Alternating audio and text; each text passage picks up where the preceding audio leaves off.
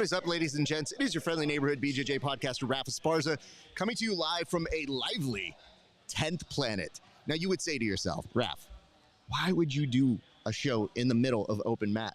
And I say, why wouldn't you? This is exciting. We have so many people who are here and excited about ADCC, but honestly, they were more excited about Craig Jones Invitational. I did a poll at the beginning. Know your audience. But after the nose spears, after the after parties, there's a lot of people here who are excited about grappling. We have screens in the background that are showing what is happening at the ADCC, as well as I think we're showing yesterday's Craig Jones Invitational to maybe confuse some of these people. I think we figured they're pretty drunk. So just at the event, they're like, is this happening now? Yes, it is in your head, bud.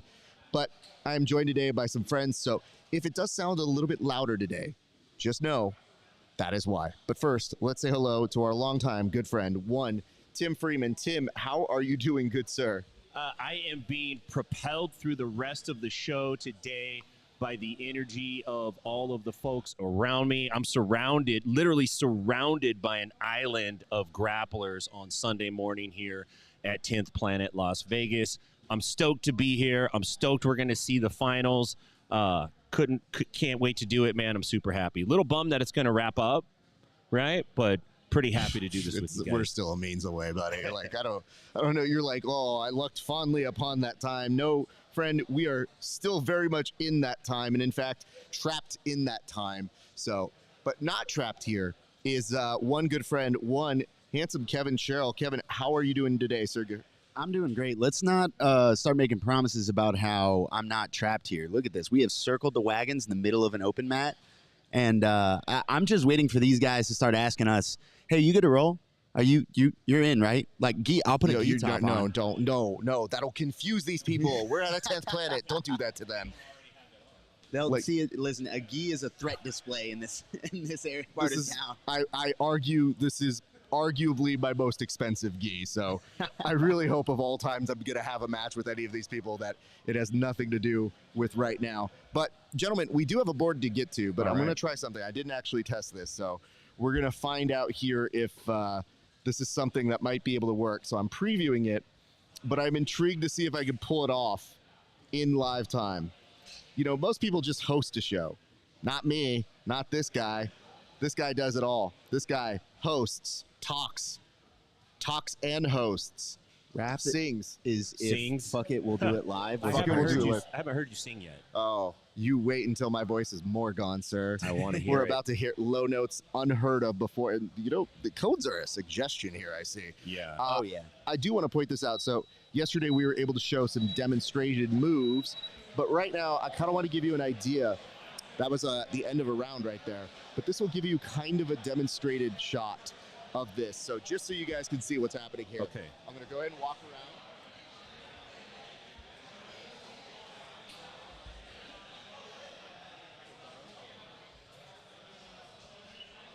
So right here, you're going to see just kind of an idea of how insane it looks here at 10th Planet. So if you're wondering, where are all these voices coming from? What do our friends sound like? This is essentially what it is. Like, like all of these people could not care less that there is a set up here. And you know what? Some of them are starting to figure out that they're on camera. Yeah. Right. I'm not telling who's who, but you get to see the idea of everybody here being a part of the show. And then you could see our setup right over there. Yeah. All of us fearing for our lives on the broadcast island, the ADCC island that is over here. What's up, sir? I'm very excited to see what happens when they figure out that they're on. I mean, obviously they see something is going on. When they realize that the camera is moving around on them, we're going to see some people go flying. Maybe we should tell them that that's the giveaway, is they have to win. Ooh. I want to see a highlight. We should create a bracket right now and make them fight for our Last attention. man standing. I mean, I like it. I'm into it. So look, listen, I'm pre-sold. Let's go. Thunderdome it is. This is me. This is me, everybody. This is us. And let's bring this camera back to us. Pull in right this way. Back to Papa Bear over here, RAF ESPARZA. Oh yeah, we're seeing the and first then right bit over of there. wrestling. See, look at this over on our side. We've got our gentleman over here, and then guess what? That's not it. You're seeing handsome Kev from his other side. Look right here in this madness. We are having two guys standing, and they are fighting directly in 3 front of us. inches from a TV. Can we go to that what's happening here? We got my boy Luis, who's over. He's celebrating his bachelor party, but he's still here. He is walking by. Yeah, so if you see those bright neon shorts right here, let's follow this guy. This is his bachelor party. He doesn't know this. We're gonna put him on blast. This is a good kid. Let's see how his roll goes. You know what? Let's take a moment to see. We've got ADCC, but I want to see open mat footage. That's what I want to see. Yeah, listen, you can pan back and watch ADCC at any time. This is an extra camera. You don't get these insights. Yeah, so seeing here, you know what? I'm disappointed. He let him. He's gonna let him pass right now. All right, let's take the camera off. Forget it, dude. Nah, no way. No way. I'm gonna call his fiance. We're gonna call this off. I have faith in Luis. You got this, buddy. You got this. You're on engagement probation, buddy. Until you can learn how to play a proper knee shield. Wow. How are you gonna make a proper woman out of your future wife if you can't get a proper knee shield? These guys are going. That's what I'm saying. They're scrapping. Why are there always 2 guys that are gonna do stand up no matter what? No matter what, man. We're on a tightrope. You want to do some takedowns, dog? You see these guys moving into the space. He is wall working him on the pillar. On the pole. Yep. That is not what that's for, sir. Yeah. I'll bet you these guys train with Andy Varela. I would like to bet money 2 on level that. black sets of gear. Yeah, these guys are Varela guys. I would tell you guys this. It wouldn't be a stream without us sitting here and going, what is happening? Dude, it wouldn't be an open mat without sitting here going, what is that guy We're living thinking? dangerously. Yeah, We are. So, Kev, I asked Tim if he was fearing for his life yesterday. Are you fearing for yours? Currently? Yes. Yeah, a little bit. Okay. I feel a little out of sorts, right? Like, this is not self-defense attire. We've talked about it. The memes have talked about it. If you need to defend yourself and you're a no-gi grappler, you need to strip down. I got to drop to shirtless. And I don't know if I can do that in time. Okay. I've let them get too close, one might say. Yeah. Distance management, my friend. I'm very glad that you're like, well, there's no other choice, so it's ADC style how it is. We could Gracie safe wrap somebody. We had to. Yeah. We got it. Or do we have to pay them for that? I think we can get it on a trial. Okay. Yeah. All right, gentlemen. Now is time for the ceremonial take off the jackets. We did the presentation. It gonna be toasty in here. Yep. We will resume jacket wearing a little bit later. Me and Tim are going to have to match some other time. Plaid Brothers. You know what? Listen, whole good things were. You know what was funny? People told me, they're like, Raph, you're going to be in a suit. Are you going to be okay with that? And I said, if we're in a studio or we're at a gym, I'll live through it. I'm a professional. But did not expect to be joined by 100 of my closest new friends. Right. So, 100%. all right, here's what we have to do. We have to talk this out. We have a board. We'll get to it in a second. But we're about to lose our TV. We got to get somebody on that corner. Yeah, dude. this is Isaac's new job. Isaac, I'm going to have you just guarding. I can't. Literally tried to Uchimata him. This is wild. My guy.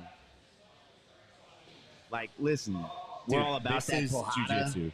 Like, if there's a window or a glass mirror, dudes are going to get right up on it. If there's a wall that could be kicked through, they're gonna kick through. It's like Smash Brothers, man. Like, the environment is part of the game. I feel like everybody saw the pit and they said, this is a great idea. This is training for PGF, basically, right? PGF practice. Let's hope not. I don't want to be this close to the action at PGF. I am nice in our secure little island. Don't bring a dog then, because they're apparently homing beacons. Yeah. Okay. So back to the matters at hand. Well, gentlemen, before we kind of advance the board, we need to collectively come up with some ideas. And the ideas that we need to come up with are as follows. We need to figure out how we're going to do a giveaway for these folks. Because we have so many people here. I just recognized my buddy Jose is here. We have so many folks, and we have some product to give away. So I'd love to be able to do that. But how do we do it? And what have you guys come up with other than a bracket itself? Sorry, I just got distracted by the guy who jumped guillotine a second ago. I don't know how you bracket it or make it a real tournament. I don't know if that's the play, but maybe what we do is we right now pick a submission that we think is cool, and then in a few minutes we go, hey, we're gonna have a contest and we want to know, did anybody get a X? And then if somebody raises their hand, first person to raise their hand, we do a bingo card. First person to get an omoplata. So like something like first person to get an armbar. An armbar and a what? Like maybe 2 subs. Because everybody might get an armbar.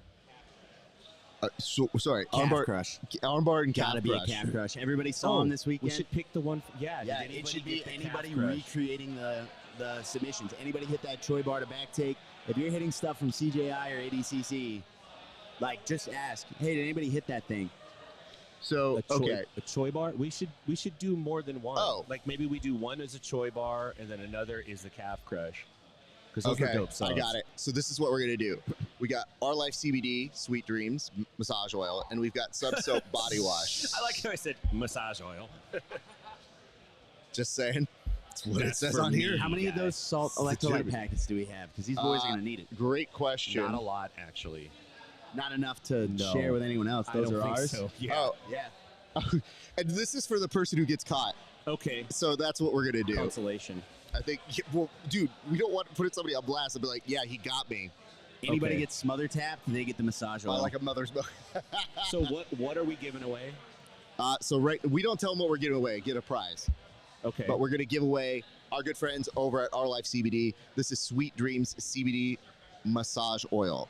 Is that okay? Can I say it like that? Are we good? yeah, it's good. Okay. Okay. And then we also have this. Hold on. No problem. We could give away the gold bag. Yeah.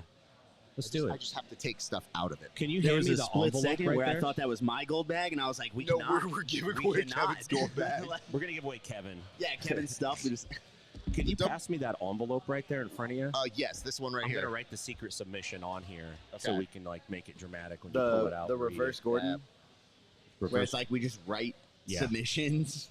What submission are we going with, guys? It's got to be the calf crush is one of them for sure. What was the who got that again? I forgot dude's name. Barbosa? Barbosa. We'll call it the Barbosa calf crush. All right. Okay. I think he earned that. I think so. I just need to double check that I didn't leave anything in here because I did use this bag, and I was. Are we just gonna do one sub, or are we gonna do another sub? Let's do one sub at a time. So we'll build up the prizes as we go. Okay. So I like the idea that we do one sub at a time and we just kind of keep oscillating and like we could do this 3 times I think because we got 1, Yeah. 2, 3. Okay. There's some local Atlanta boys here, and I was gonna go to bat for pick your champion. Yeah. While we were giving this away. Yeah. Well, I'll just pick a champion. We'll just figure out who Oh, it and is. you cannot be colluding. Yeah. Oh yeah. I was You gonna cannot collude. 100%. So listen, There's this a couple is the Atlanta boys, couple extreme couture guys. Barbosa calf crush. Okay. It's going in the envelope. Okay. Cool. Is that we're only doing one special sub? For right now. Okay. You think? Okay. So. Oh, and maybe what we can do. No, I say we could have somebody write a submission down, Okay. but then they could leak it. Nah, they won't leak it. Nah. Okay. Why but don't we us- have Andy Oh, put a someone else. submission? Oh, okay. Yeah. Hold on. Yeah. Let's get Andy. So here's what we're gonna do. We have 3 different things we can do. 1, 2, 3, or do we do a whole prize package? I think 3 we different just things. Do 3 different. 3 different things. We okay. we picked the first one. So this one should be and easy. then we let them pick. This one should be next easy, and this one should be difficulty. Oh, I was Yes. gonna let the guy that gets the first one we Pick. pull gets to pick. Out of The the other massage side. oil No. and the No, sweet no. thing. We literally just assign them what they get. Do we Okay. only Because have it- one consolation prize? Yes. We can give the Oh, loser we could do- a packet of salt. Nah, let's do that. Yeah, we can do that. Well, I mean, I figured they were each going to get salt as it was. See, this is how you know we didn't think this through because we didn't know how many people were coming today. Y'all get involved, get in the So what do we get in the give chat the- so we can ignore your All right, suggestions. here's what we're doing. First prize is going to be this consolation prize. Second one, this, so that we can do 2. Okay. What's the consolation prize? This one. Oh, that's a way better consolation prize. There. Damn, Ralph, you just keep pulling shit out. I'm just telling you, bro. Like I'm trying to prices Yeah. right this bullshit. I know. Okay, we got This it. is how the Price is Right started. All right, can we I, get Andy somewhere? I took Are we Raf's gonna- car are we gonna keys have at the him start write of it the right day. I think we should put those up as well. Yes, we should be moving this. So You let's want me to go bring find him? Yeah. Yeah. you would. Okay. Does he need to come over here to He's do right it? there. No. So bring him into your spot, and we'll explain to him what's going on. Just All right, this is the beauty of doing live television, my friends. Hey, if you're just joining us right now, again, my name is RAF ESPARZA. I'm joined by handsome Kevin Sherrill. And yes, we are here from live at Las Vegas, 10th Planet Las Vegas, and we're doing a giveaway here. And I see some of you in the comments. So it says, loser gets assaulted. Don't do that. Nobody pays you for this. How dare you, sir? Then it says, I miss the pit, not gonna lie, which it's been one day, fam. And it said Nicky Rod had that mounted triangle. That's true. That is good. Give away the first person to hit a neon belly. First person to get a twister. Okay, I like these suggestions. And, oh, wow, that's cool. I like that. This is some good inside intel. Aged also says, ran into Aiken yesterday about the end of the show. Looking good for him to do absolute. And I think that's also the case for Grandy. I think those two were looking to be involved in the absolute. So just as a heads up, in case you guys were wondering, still looking for it. Okay, we'll come back to that one. Okay, and it says it's going to be emotional if Lovato finally wins ADCC gold. I mean, that's the way to walk off home run. You know what I mean? Like, if Lovato ends up doing that, what is this? What the fuck is this extra shit? They just come to like a bunch of big. Oh, we're about to see a twister. Behind us. Uh-oh. I don't know that I can get. Oh, nope. I can't get that full angle, brother. We'll come back to it. And as I'm going through the rest of these comments, it says, I hope PJ and Ryan Aiken can do the absolute. I mean, we'll see. We'll see. And I also know this. Yes, Griffin, a.k.a. Griffith over Big Dan, was huge and legit. That was a big one. And it says, Rocha and Lovato, oh my God, you're so right. In the finals, have to think CGI helped them get a last chance to go out up on top. I mean, possibly. Let's hear it for the olds. You know what I mean? Like, that's some good stuff going on right now. Yeah, we were talking about how you might age out of certain tournaments. Apparently not. Not in that division. Nope. You be okay in that division. So there be that. So very excited about that. I'm so worried. I'm going to have you go through this bag to make sure I didn't leave anything in it. So we'll do a nice little, it's just very demonstration of how great this bag is. It's just, as I go through all the features. It's so funny because it was something that I was going to use. 3 minutes? Okay, take a seat until he comes in. What? Oh, we have 3 minutes. Oh, okay. Well, welcoming to the board, he wouldn't be participating in the topic, but we'll fill you in. Hello, Andy Varela. How are you doing today, good sir? What's up, guys? How are you? Very well. I have to realize that now as we have to kick you up because you are always so smooth with the voice. My man, how did it feel to be in the pit? It felt great. Felt like you're stuck in a Coliseum trap, and that feeling's cool. As opposed to other things you competed in, like, is the pit something more of something you want to be involved in, or would you rather go back to a regular mat after having that experience? Nah, when I first saw the pit in general, I knew that like I wanted to compete in there because it just adds such a different game. You know, you can't run, you're trapped inside, and then you could use the wall to do cool shit off of. So I think I like it. Was it difficult in that you had somebody, you were matched up very well, but you had somebody who was very okay with pulling guard, and it kind of made it difficult to go off those edges of those mats? Yeah, it wasn't the best stylistic matchup for me. Their team knows how to deal very well in my game, and I could feel it. Like I could hear Dima calling out everything that I want to do before like I even make it happen. And so yeah, I mean, just the stylistic matchup in general was just hard for me. And yeah. Here's the good news though. Every time you show up, we know it's a guaranteed success in terms of getting people excited, getting people motivated. When people knew you were going to be involved in CJI, it was so great. But you were almost a holdout. We weren't sure if you were going to be doing CJI or if you were doing ADCC. What made you compelled to go the CJI route? I was struggling with a lot of, is Mo and the whole situation gonna do me dirty in the long run? And at some point I was just like, fuck it, I got to do what I actually want to do. And yeah, I kind of just made the jump. I can tell you this, and this is how you know your group comes alive here, because you can hear it on this. But I want to make sure you hear me clearly. wherever you compete is always going to be interesting. You are an excellent grappler, an excellent competitor. I don't care where you are. You'll always have our attention, our appreciation for what it is you do, because people see it as just one match, but the prep that you go into it is so intense, so fun, and at the very least, you're always somebody that we're going to have eyes on. So please just know that even though it may not be the result you wanted, doesn't matter, dude. It's one day at the office, and I'm so excited to see you back at the pit in the near future. But here's what I want to ask you. We want to do a giveaway, but you know your guys better than I know your guys, okay? So what we're thinking of doing is we're thinking about putting something in an envelope. We get a submission, and we say first person to bingo this and get the submission, we give away prizes to. Okay. Now, we won't tell everybody else, and you aren't eligible because you're too good, and you know these guys' weakness. So if you were to pick one of the submissions, and even one that you saw from this weekend, what would you have picked that you think somebody here is capable of getting but might be difficult to hit? Might be difficult to hit. Fuck. Doesn't have to be super difficult. Like, it's not Straight you. ankle lock. Like, we're not asking for them to fly off these walls. Straight ankle lock.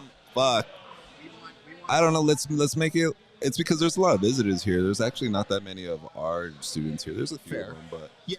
I know you're watching these people, so I know what's happening. Let's just pick a submission that is good, but might be difficult to actually get. Okay. Let's do a side triangle. Side triangle. Copy I feel that. like that's a good submission, but a lot of people might not be thinking about it a lot. So let's see. How long do you think it's going to take before somebody hits a side triangle? I mean, I hope not long. Fuck. But Clarification: these guys are not going to know they're hunting side triangles. Yeah. Well, no. What we're going to do is we're going to announce it. We're going to tell these people, like, first person to get this will get a prize, and we'll see what happens. I love it's this. a science experiment. Someone's we'll see what getting happens. posterized. We're putting a bounty out publicly, and everybody's going to look across the way and start looking at All right, I like this. Okay. Yeah, let everybody know we're looking for a submission, and if they get the submission, then they get a fucking prize. What is Beautiful. it? 50K? You know, I may look like I roll deep, my friend, but as you can tell, we're at a gym If it's 50K, in the middle of an I'm open taking- mat doing a studio. But If it's no. 50K, I quit and I'm taking my shit off. So what we're doing is we're giving away some of our sponsor prizes. Obviously, this is prize 1, but prize 2 is going to be one of our gold bags right over here. So we want to kind of amplify it up and kind of give the back to the folks who are very kindly giving us their space on the mats. No, I like that. Yeah. But Andy, I'm going to let you go here, brother. But are you out here to destroy people at the open mat today? I woke up and I thought I was, but then I was like, I showed up and everyone's so nice, and I was like, you know, I can't do this today. So I'll do it to my teammates tomorrow. You know what? Honestly, I still may be around, and I was going to come through. But now I know. No, Andy is in kill mode. I don't think I should show up around 10p. So, Andy, we got mad love for you. I can't wait to see you compete again. And you know what? We said this the last time, too. After you had your ADCC moment, you buckled down, you came back in, you dialed in, and you won the PGF. Yeah. Here, you had a great moment. It was a tough match, but I always know you bounce back to something better. So I await what the better is because I know it's coming, sir. So much love to you, brother. Thank you, bro. I appreciate y'all for having me. Fuck everybody. Don't leave on that. All right, Andy Varela, everybody. Jesus Christ. I like that this dude's like, fuck everybody, fuck you over there, party over here. All right, so who's going to be the one to make the announcement? Explain the rules. I'd love to do it. Okay, the rule is this. At the end of the next buzzer, you get up and tell everybody, hey, everybody, we got a giveaway we're doing. The way it works is we're doing 2 giveaways. So Andy gave us 1. I think we'll do Andy's first. Whatever's written in this side, yes. Just be like, we have 2 submissions. What exactly does he mean by that? Side triangle. Yeah, there's a hitting a triangle off the side of the body. There was a little race. Do you know what Ruotolo had Nolfin at the end of their first round? Oh, yeah. Side I triangle. got you. I see what you're saying. Like from the crucifix position almost. Kind of. Yeah. Kind of, sort of. So Yeah. you can feed into that. A lot of people do it off like a Nakamura. Do you think that or that should be this prize or this prize? Well, I think Andy should be the big prize. Okay, so then let's do that one to start. Okay. Let's do. So the what we'll do is we'll put that in there. We're going to say our first prize is this, but you don't tell them what the prize is. You just say we're doing a giveaway for whoever hits this first. It's- People are Is familiar it with Andy's the prize or submission the envelope. other prize first? This Andy's first, right? Oh wait, No, do No, the other it's prize Barbara first. first. All right, cool. Yeah. And Okay, I'll say this is you. This is your big guys are moment. familiar with this. All right, so this is handsome Kevin Sherrill. Are we gonna get a cam is on going him? up Or? right now? No? I don't know that I have a camera. Let's see how this goes. We got a submission with the envelope. We're going to be looking to see who hits it. Not going to tell you guys what it is, but we have a prize for the first person to hit this submission. There's a relative degree of difficulty for it. Go try and show out. You highlight on somebody, you might get a little prize. That's the one that I like to do. How are we going to Wait, what's the submission? Did you tell him the submission? You gotta tell him the submission. Tell him the submission. Tell him the submission. Pull it out. No, fuck it. Let him have it.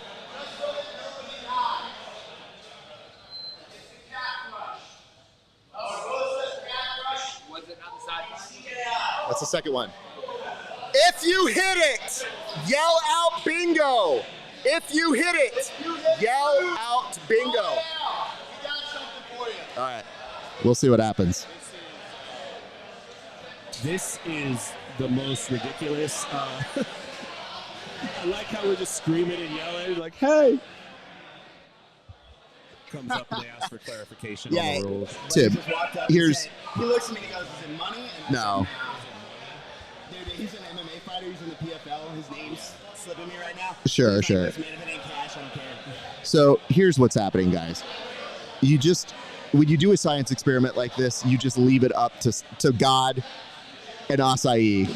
And if somebody does it, they do it. And if they don't, we keep the prizes for ourselves. you. If anybody wants to make a bet, I think I know who's going to hit it first. There's some Atlanta guys in here. I want to know them.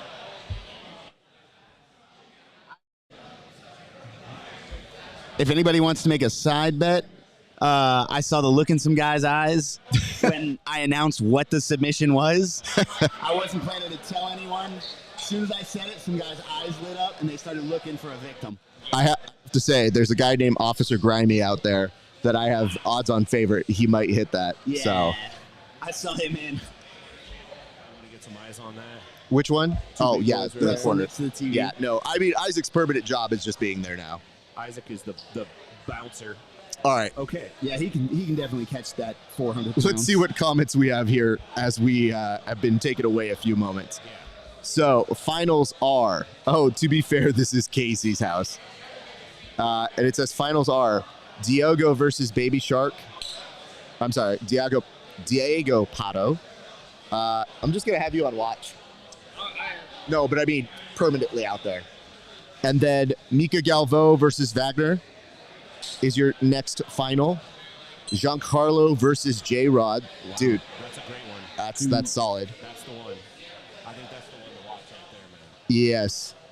And let me see what else I have for us. We also have Duarte versus Lovato.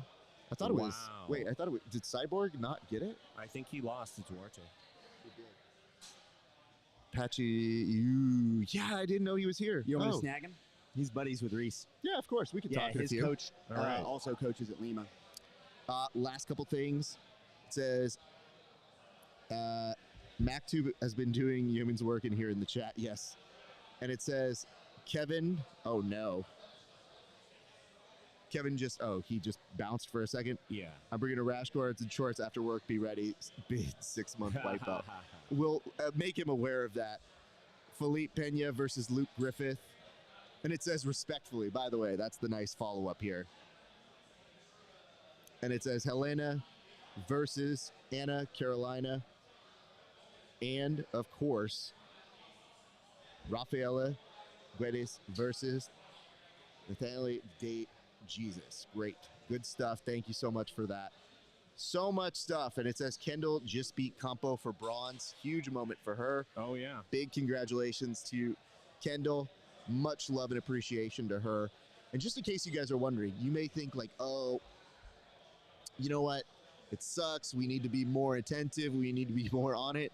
I'm going to remind you guys there's still an absolute. Yeah. So there's still so much jiu-jitsu in front of us today. Right. And So- we're surrounded by a bunch of dudes that we actually have to stay pretty focused on exactly what's going on. Nobody has actually called us out on it. I just want to be ahead of the headline. But yes, we are having a great time here, and we thought we'd spice it up. So, Yeah. there be that. And we are entertaining ourselves as we go. Yeah. But as soon as I think Kevin gets back, we're actually going to go back into the board here in a second. But Tim, what thoughts do you have on this very busy looking ADCC Sunday, sir? I'm happy for ADCC. I want to see ADCC succeed. I think there's room in the landscape for ADCC for sure.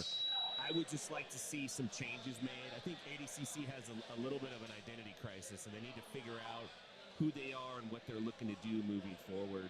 And I think they'll make that change. I think we're going to see some positive things come out of this. So, that's kind of the biggest takeaway. Match-wise, I'm really interested in Giancarlo and J-Rod. I think that's the most compelling matchup on the card right now. I want to see Gordon and Yuri. I think that's exciting. We got an update. I sent it over to you. We could patch it in when we get a chance, but we got an update from one of our good friends just from the stands there. And it's just, the energy is just different. It's just not the same, Yep. So, are we sliding someone in here? I don't know. We're going to find out as we go. So hold on here for a sec. This gentleman hit the calf crush. He did. Oh, We already have a winner, 1 round in. Okay, well, here's a different thing. He's very sweaty. Come on in. Let's not have him. Well, hold on. A little too sweaty? It is sweaty. He's going to be here with the suit. So I'm with the suit, dude. Nah, this man's a champion. We give him the space. if he is a champion, let's be very clear. But let's drape that over. We think of everything, wear my it like guys. a cape. He should wear it like a cape. This is his James Brown cape. Sir, go ahead and take a seat here and join us. So, let's start with this. Can I get your name, please? Yeah, so my name's Jose Escobar. Jose, what did you just hit right now? I hit that calf slicer, knee. So, let me ask this. Is that something that you normally hit? So I played we call it the Vinny control. So we're you're sitting in that position a lot. So shout out to one of my coaches, name's Bendy Cashmere, but we play in that Vinny. Bendy? Yeah. So wait, you're a local? Yeah. Aha! I knew it. Andy was like, hold on. I have to do Andy voice. I don't know if I have all my guys here. I've only got so many guys. I don't know if they'll be able to get this. We'll see. And yet, here we are, a 10th Planet local himself. Sir, when you heard that move being called out, did you think, I got this? Honestly, I was just let me go for broke and just hunt it as much as I can to see what happens. So it worked out in my favor. Hold on. Go for it, Tim. Once you heard the submission announced, did that influence who you picked for your next round? Did you grab some rank white belt and you're like, hey, come over here, buddy? No, I actually grabbed one of the guys here at the gym. He's a brown belt. He's really, really tough. Oh, snap. Okay. Oh, you went the opposite side. Wow. You said, give me somebody that is difficult. Yeah, I mean, why not, right? We're here to have fun. Yeah, I agree. We're here at church for a reason. it's just, Okay. You're saying all the right stuff. Yeah, We get it. I know. We're very happy that you won here because you are the right spirit, the right body. Are you mad that we're taking you away from rolling right now, though? No, I mean, it's cool. This is a cool opportunity just to hang out with you guys and, get to talk some jiu-jitsu, so why not? Do you feel like we're in the way or do you feel like we're just right? No, I think it's cool. It kind of adds a different level of, I guess, intensity, right? Everybody's out here trying to put on a show. It's cool to have, you guys in the building, so it's fun. Well, it's Thank very you very nice of much. you to say. And also, check is in the mail, but you've already won, so there was nothing that you were going to win more or less. But here's what we wanted to do. So these people paid for us to be here today, so we wanted to take care of them. So we have some prizes for you. So here's what you get. You get the Sweet Dreams CBD massage oil. Do you use CBD? I do now. Do you use massage oil? You get to use this. So A+, this is part Well, one. hang on. Do you use massage oil? I don't. But you do now. But you I do do now. now. You also get some submission soap from our good friends over at Gold BJJ. Thank you so much for sponsoring this. You are getting that as well. Awesome. So that's good for after training here today, as a little heads up. Okay, and the last prize you also get here is this CBD natural oil. It is 750 milligrams. Can you do that much? I mean, we're gonna find out. Do you partake in CBD at all? Every now and then, yeah. So hopefully we've just stocked you up for a little bit. Yeah. My wife likes to say, ooh, the stuff that makes me get on flights is available for us. Most of the time I take THC, but once in a while I do CBD. Okay, so what I should tell you is this. Tim, should we let him in on a secret? Sure. Okay, we're doing the second giveaway right now. Okay. You've already won once. Sure. I think he should know what it is, so he has a little bit more time because we're going to do it in a few. But do you want to reveal what the second move that we're looking to do? Can't tell nobody yet, though. No, we can tell him, but Okay. he can't tell anybody. You promise not to tell? Hey, yeah. Cross my fingers. Hope to die. You promise on Eddie Bravo that you won't tell? For sure. Okay. Okay. And that is written by who, Raph? Written by Andy Varela as well. So do you think you'll be able to get that move? I can try. Yeah, for Okay. sure. I could I'm going to give you this packet of salt. I want you to put that in some water and drink it, and I think it'll help you get the move. I will for sure. Thank you guys. And thank you, sir. I'm going to let you get back to the world. That was the exact length. Was one round. You're in and you're Appreciate out, you, friend. brother. Thank you, sir. Nice job, dog. Great work out there, buddy. Don't ever roll with me because now I know what you're all about. So don't do that shit, bro. I'm gonna announce prize too. Yeah, no, let's hold. I'm gonna tell everybody. Okay. So, okay, good enough. All right, Kevin's going out there doing the Lord's work, talking to people, and he's giving the updates. I just love that this is.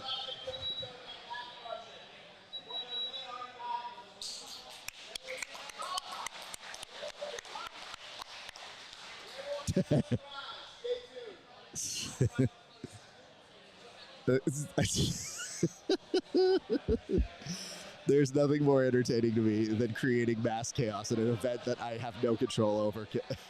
Kevin looks very much like a 5th grade teacher out there trying to like get the cafeteria. Everybody. Excuse me. I'm gonna hold up fingers next time and count down. You know what it is? Kevin does. He looks like this. He looks like he's going, you know, guys, reading is fun. We're having a book reading contest, Yeah. everybody. Get out there. Yeah. Yo, we accounted for the chair. We didn't. Wait, we didn't account for what? Oh, we need a paper This towel. is gnarly.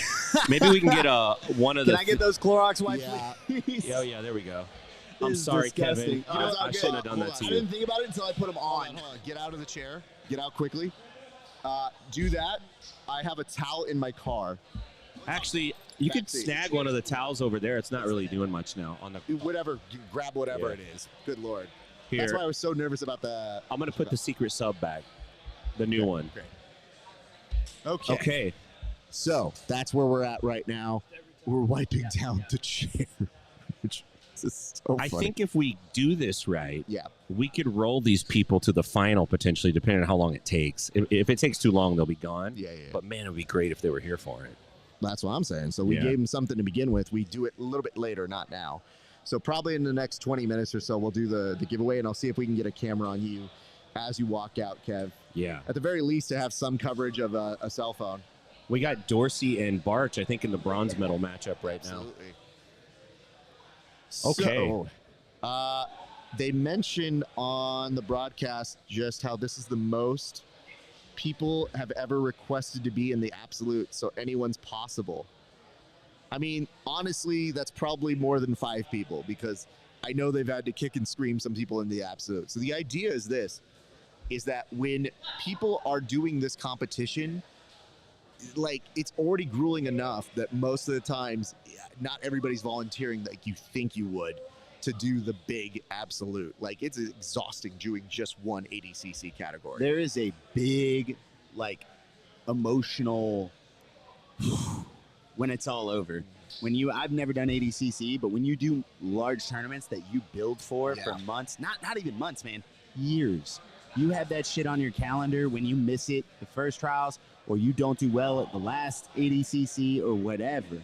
Like you have a lackluster performance, you put that pin on your calendar, you have 2 years of buildup, and if you don't quite get what you want, it's real hard to get that energy back inside of 24 hours. Yeah, I believe that. I see it. I think to myself, yikes. Oh, God.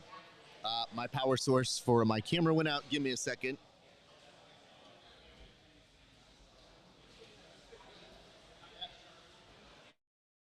There we go. All right. It should be back on. As long as that's happening, I think we're good.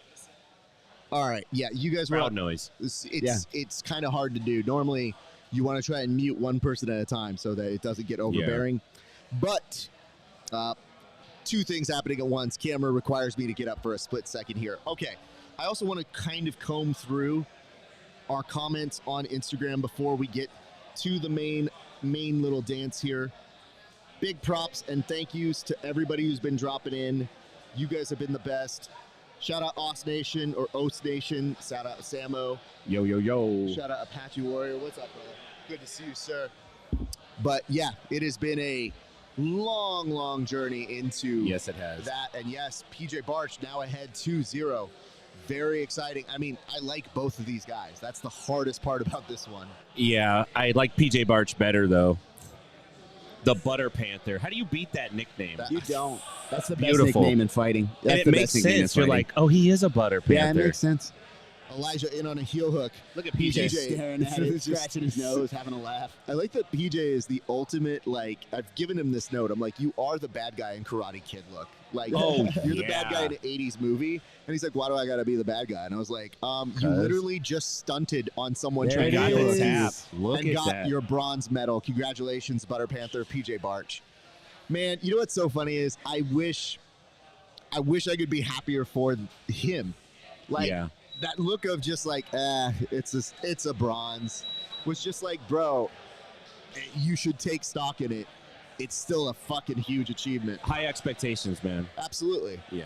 It's definitely having to get in that way. I also realized here, you guys have to remind me, we have to give this prize back on over to Jose. And I've also learned this. He has headgear, so that should have been the first clue. Yeah. I Yeah. should have known that that was going to be the type of thing coming our way here. Yeah. Sure. Oh, hell yeah. That guy's shirt is dope. Hello. Pure water. Who? Wait. Oh, hell yeah. Hold on. Hold on. Sir, what's your name? Gilbert Urbina, man. Gilbert. Thank you so much. Yo. Dude. I fight for the UFC, but I'm sponsored by Gelato Water. We're trying to take over the Yo, Gilbert, Okay. how do I get one of these shirts? That's dope. Dude. GelatoDrip.com. GelatoDrip.com. That's sick. GelatoDrip.com. Urbina for 20% off. Wait, code is, I'm so sorry. What's the You code heard name? the man. Urbina. Urbina. Oh, Urbina. Okay, no, hold on. I thought I heard Beaner, and I think it's just the Mexican me. And I was like, I am a beaner. He saw no, I it. legit Dog, thought, yeah, that's what it was. I was like, that's Thank outrageous. you so much for taking care of us. Thanks, Yeah, man. thank you, Wow, bro. That is so kind. We got Hunger Games dropped in right now. Thank you, brother. What's that Instagram? I'm gonna get that right now. Gelato hit him. Oh, yeah. What is the name of it Drink- again, Kev? Drink_gelato.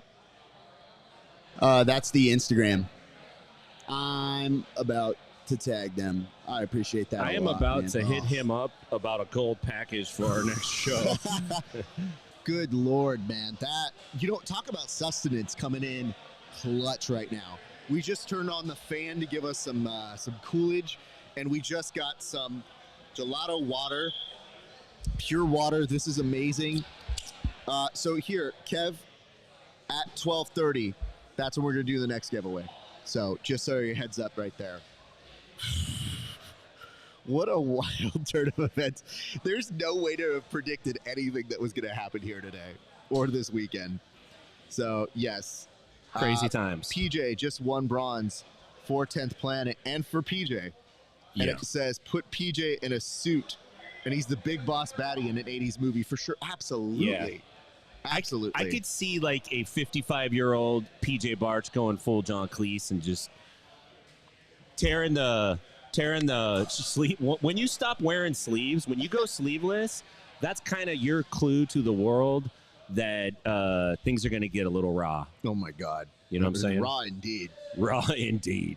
But man, gelato pure water. This is so sweet. It's good too, It's actually. really good. It's exactly what I needed. Listen, water in a can is better than water in a bottle. Yeah. Facts. You know what? Write that down, everybody. That's a fact. Yeah, take that one to life. the bank. That's Yeah. really good. So, Brianna St. Marie and Bia Mesquita against each other. I like both of these people. They've been very kind to us over the years as well. So, super excited to see how this one plays out as well. Do you guys have any inclination how this match will go? I'll start with you, Kev. I am a fan of Brianna St. Marie for Yeah. sure. I have her. I mean, Bia Mesquita is the lady goat, but I really think Brianna St. Marie is just top to bottom a phenomenal jiu-jitsu artist. She's very well-rounded. The only issue we have is if you're betting on her is if it goes to overtimes, Bia knows how to win. She can wrestle. She's super physical, and ADCC judges love physicality. Not to interrupt here, but I will say this. I did see, I think Jose, our winner, somebody yelled out, is that a calf slicer or a reverse calf slicer? So he's out here just murking people doing that now. Yeah, He's feeling himself now. He's feeling confident, strong. He won. He also is a winner this weekend, along with Cade and Nicky Rod. So he's feeling good. Yeah, Yeah, he's feeling right good. up there with him. So, again, thank you to our sponsors. We want to say hello and thank you to today's presenting sponsor, which is Inverted Gear. Thank you so much for coming in. Yes. We know it was a last-minute thing, but we love you guys. We appreciate you. It has been phenomenal to have you guys as part of our show. And as you can see, I mean, we're bringing some smiles to some faces here Yeah, at we 10th are. Planet, and it's very heartwarming to see, but it's been a lot of fun so far. Now, gentlemen, I would say that there is a board to get to, but I want to stay on this match.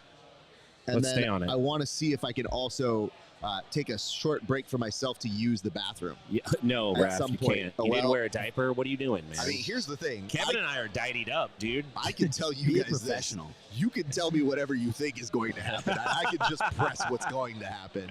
Even if the camera follows me to the bathroom itself. This show must go on, everybody. Bia Mesquita is incredibly difficult to defeat. Brianna St. Marie is a stud, but Bia's, damn, man, that's a hard task. So, as a reminder, Kevin, I think after this next round, we make the announcement. Side Okay. triangle. This next round? Okay. No, I'm saying after this one just happening. Yeah. One more. Yeah. Perfect. Oh, my goodness. Yeah, I didn't realize we were going to let him know the submission. I thought we were just going to keep eyes on him. I thought it was secret sub. There's Yeah, no me too. way. It's too hard to get. No, so here's why you do it this way. So this is how you can tell I work in game shows. If you tell them the submission, there is the opportunity where somebody says, "Oh, I did get it. Oh, I did get it," as opposed to who got it first. Right. Who gets it first Oh, rings good the call. alarm. Then this dude comes over. Yeah. Oh, look at Oh this. my goodness. Hell yeah. Oh my goodness. Thank you so this much. is far too nice. Fuck yeah. Thank you. I'm going to turn this so the camera can see it. Yeah, please. You know what? Hold on. Let me get that comment off the board. Do you mind? I'll go ahead and promo it. Thank you, sir. Oh, Thank you. My name's Rob. Rob? Yeah. Rob It's ESPARZA. Water, we're out of San Diego. We'll be. Oh, San Diego. You're closer to me that way. Okay, yeah. God. We're down in I'm in Los Angeles. Okay, yeah. So great to see you and great to meet you. Follow me on Instagram. Yeah. We'll give you a follow and we'll be in touch. Yeah, absolutely. Let me go Beautiful. get my phone and I'll come back. Oh, thank All you so right. much, Jude. Check this out. This is Gelato Water, and what a Freaking great. what amazing drop in by them. We have to say thank you so much for coming in clutch and hydrating my boys, making sure that we're going to be able to make it through this broadcast. Because, guys, broadcasting ain't easy. We are now on our 17th hour of broadcasting Yeah. at the very least. I might be off on the math, but we've been at this for some time, you guys. So I like that I'm holding it like it's a kid on my lap. I Like, know. get up here, Gelato. We're like, somebody was nice to us. Not, I mean, Jesus Christ. listen, Coach Casey, the 10th Planet crew, not taking that for but granted. we know Casey. Yes. Yeah. We're like a Complete stranger. being like, "Hey, Yeah. how are you? You You guys okay, look- bud?" And look me being like, thirsty. "Did you just give us water?" Yeah. I'm just going to Yeah. break down in tears. He offers me a water. We're like, oh my God, someone cares. Let me. You know what? Yo, I'm going to be real. When it comes time to announce this next one, Tim, I'm going to need to demonstrate because I'm going to say side Oh, triangle. People God. are going to hear triangle. My guy. I'm just letting you know what's gonna happen. Walk me through this side triangle again. What is I'll show you. the? I'm gonna take a Kimura. Okay. And then I'm From side control. basically north-south Kimura, and then I'm gonna thread my leg and let go of the core and show people. Judo triangle, more or less. Sure. They do like a weird triangle in judo. That's like not a standard. Yeah, you know what I mean? Yeah, Yoko Senkaku. Something like that. Okay, John Danaher. Wait, where's Kevin? Is he in I got there? them weed words. Where's my rash guard? Yoko Oh my God. Senkaku. Is that Yoko Ono's sister? Yoko Senkaku. That's her maiden name. Yoko Sukaku is what she did after singing and hearing herself. Am I Yeah. right? Yeah. Hey, Hey. take Oh, that. here we go. Oh, my goodness. Beautiful. Kevin and I already tagged him. You and- guys, hold on. we Do me a got him. solid. If you would take over, I Yeah. will take on that. So we got the finals coming up between Mika Galval and Wagner Hocha, which is, dude, this guy's 42 years old and he's still in the finals of ADCC. I think he's a master at playing that rule set. We saw him beat Gary Tonin, if you remember, in was it 2017? There's like the year got messed up because of COVID, right? It got flipped onto the It got flipped onto the evens. Yeah, I think it was 17. Yeah, I think it was 17. And he beat Tonin, and Tonin looked masterful that match, but Wagner's just so good at playing the rules, man. dude. Owen O'Flanagan was on a tear last year, and Wagner got into it. Man, Barboza had to put everything on the line. He's really, really good for this. This is his rule set. Maybe combat jiu-jitsu. Yeah. Otherwise, this is his rule set. I think he flourishes in an environment where you're not supposed to strike. Mm-hmm. I think that's where he really sets it off. Yeah. You know what I mean? Like if you know he's going to strike and you're striking back, then he's like different Yeah, he's style. another fighter. I'm very passive then. He flourishes in a rule set where breaking the rules is kind of encouraged. Yeah. Right. I like it. What do you think about Diego Hayes and Pato coming up in the finals? It's got to be, man, every time I say this, Pato wins. It's got to be Jogo, though. Yeah, this is He looks unbeatable. Always. This Always is has. the match everyone thought was going to happen in that division, right? Do we have Andy and Officer Grimy going over Woo. there? And Oh, they are close to those wires. yeah, Oh, God. I'm nervous. their feet are in the. He is Officer Grimy. Where's has our his guy? toes tucked into the wires. Isaac. Thank you, Officer Grimy. He don't see you, Raf. I know he doesn't. Isaac.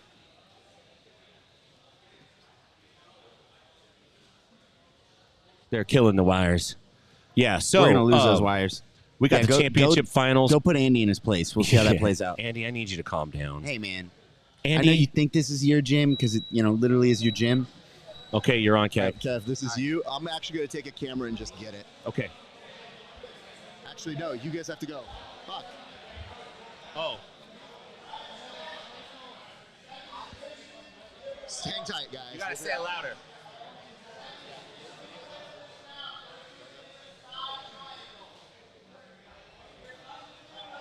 Okay.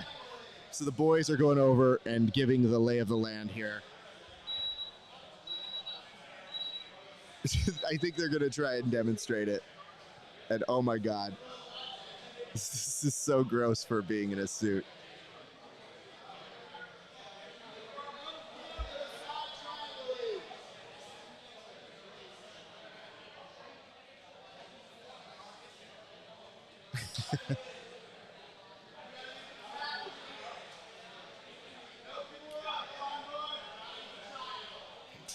So they just did the drop in. I think they've absorbed about 10 pounds of sweat in them. Ladies and gents, we do have a guest calling in right now. We have a friend of the show. Nathan Haddad will be joining us right now in just a second. So hold on, Nate. I'm going to get you in just a moment. Gentlemen, I was just saying we have a friend of the show calling in. Okay. And I just need to make it so that he can be on here. So I'm putting him in preview. He's currently in the green room. A nice little reminder, thank you to all of our sponsors for making this possible. We have had a blast here today. And I have to tell you guys, this is pure chaos all the way through. But we make sure to make it fun, entertaining for you guys. And man, it is always good to see this gentleman. He was a standout as well at the PGF. all-around good dude, an intense grappler in his own right.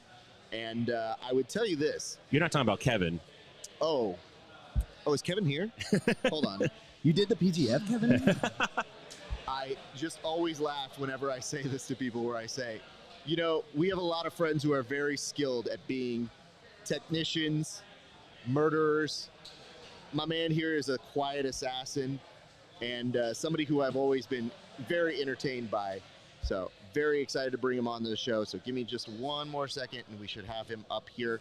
I may have to cover one of you guys because he is off. Nope, I'm going to be able to do it a different way. Okay. I think I have the way to format him in. Let's go, baby. All right, here we go. He'll be covering the board, but he has been watching profusely throughout this coverage, and I'm very happy to bring him on. You know, we know him just as Nathan.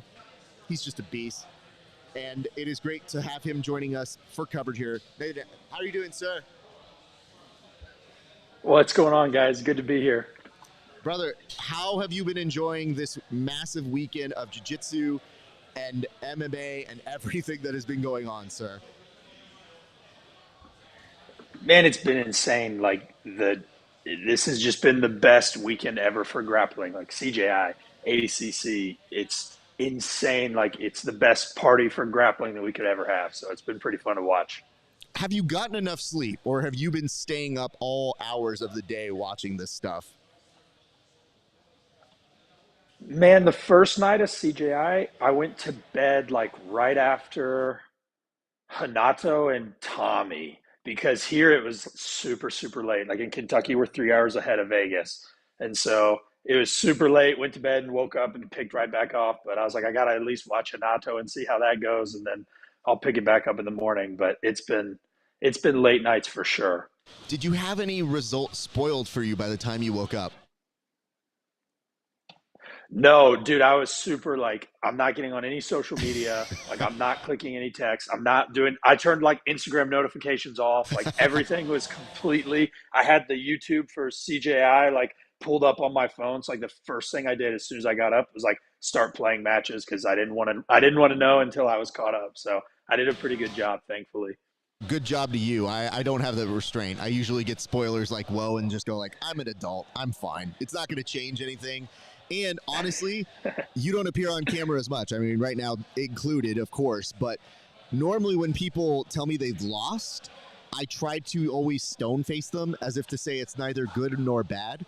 So knowing some of that information is like, did you know I lost? And I go, no. That's terrible.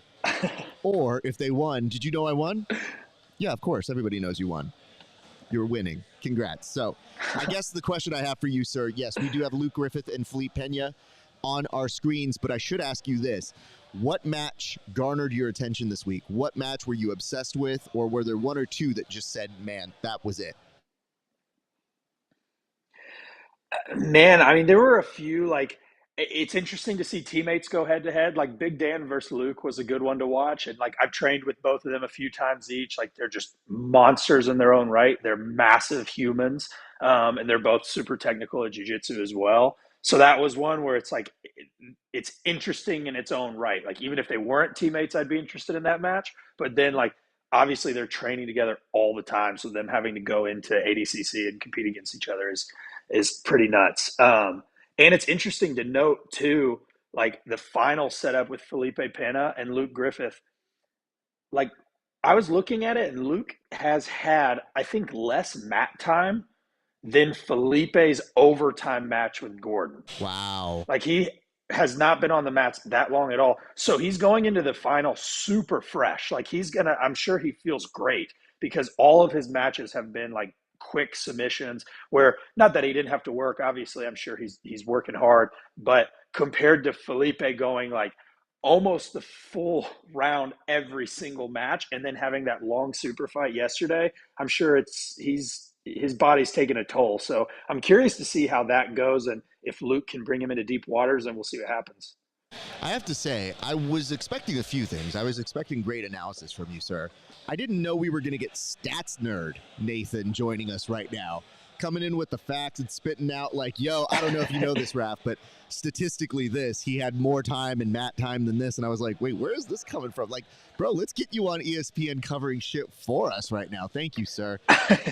Let me ask you this. Oh yeah, of course, man. It's easy. So the question I was going to ask you here, sir, was, and it's very simple. Do we see you in a pit? Do you want to be in a pit? Like, does this whole weekend get you hype? Are you trying to go out there and jump off stuff and triangle people right now? Like, where are you at as a competitor watching all of this jiu-jitsu? Dude, I mean, I'm sure Kevin would say the exact same, but like, I'm having so much FOMO, like seeing all these dudes that I've competed against, and like, some of them are friends, some of them are old, competition rivals, whatever it is, and like going out there and competing. I'm like, man, like that, it's like the biggest FOMO ever. Like, I want to be out there so bad. So yeah, I'm like itching, like, all right, next year we're getting in one of these things, because yeah, seeing all these guys that, again, it's like trained with, fought, been teammates with, whatever it is, it's pretty cool. Yeah, I mean, I've had to tell Kevin he can't get out there. 100%. I've had to keep Kevin from even getting out to this open mat that we got going on behind us, and it has been rough. Tim, did you have any questions for Nathan while we have them right now? Nathan, what would you like to see in terms of the pit wall moving forward? Like, do you think that's something that you'd like to see just in CJI, or is that something you'd like to see in other formats? Because the big buzz that a lot of people are talking about the pit is like, this is it. This is the way. Nobody can go out of bounds. Like, you can kind of grapple off of it, which is kind of cool. We saw some cool grappling off the pit wall. And a lot of people want to see the pit wall in PGF. They were suggesting it during season 6. How do you think that would impact other events and formats outside of CJI? Yeah, I mean, I like the pit. I think it's a cool way. Like you said, it's a really cool way to deal with out of bounds. What I liked about it with CJI is the mat looked huge. Like, it was kind of hard for them to go into the pit wall sometimes, which was nice. So it's like, it deals with the out of bounds without being so close. I think I would like the pit personally if the mats were big enough. If it was like a really small mat, then I'd probably prefer just to stay like how we had it at PGF, where it's like a little bit of concrete and then just come back to the center. But I like. You said a little bit of concrete, watch, even in karate combat, and then come back to the center, guys. Remember, we went into the concrete there, Kevin, a couple times. 100%. I can remember like defending the back take, doing my damnedest, and going, you know what? I'm just gonna have to get a little taste of the concrete. It's all right. I need a little room to work. I gotta get out of here. Yeah, the concrete is a little challenging, but it makes it fun. I just like the idea that if you were in construction, you'd be like, well, what would you like here? Just a little bit of concrete, just enough where somebody could get hurt permanently if they dropped off accidentally. Oops. A tasteful amount of concrete. But Tim, on your side though, as you're watching this and you're looking at somebody like Nate's caliber, like, do you feel like it's inevitable for him? Do you feel like he's got somewhere next? Like, where's he going to shine? Do we just send him? Do we try to get him into like karate combat, doing the pit submissions, man?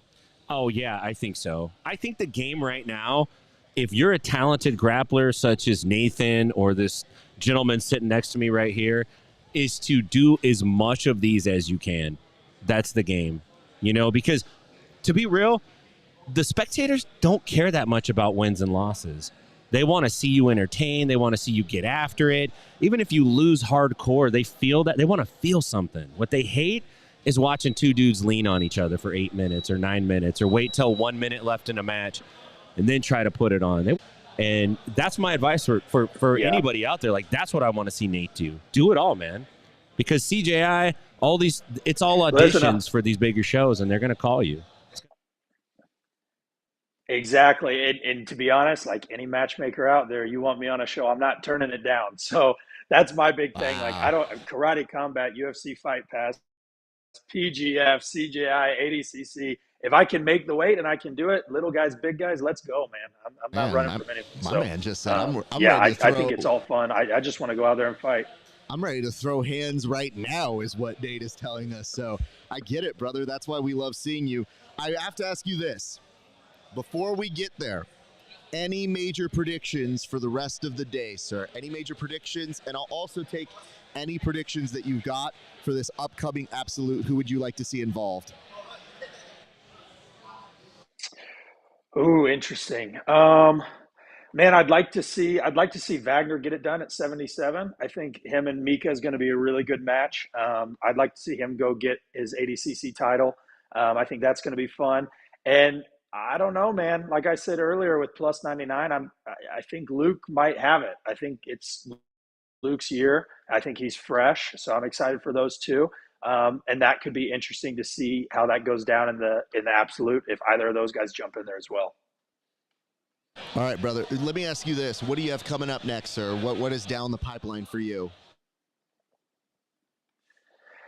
Well, I'll probably hit ADCC Chicago in September, just depending on dates if that lines up. And then I got a few things coming up that I can't talk about yet, but wait, hold on, no, few things on the horizon. So you guys will be seeing every me time soon. somebody comes on as a guest, they're like, "I can't talk about it." I was like, "We're going to talk about." Listen, something. boys, and then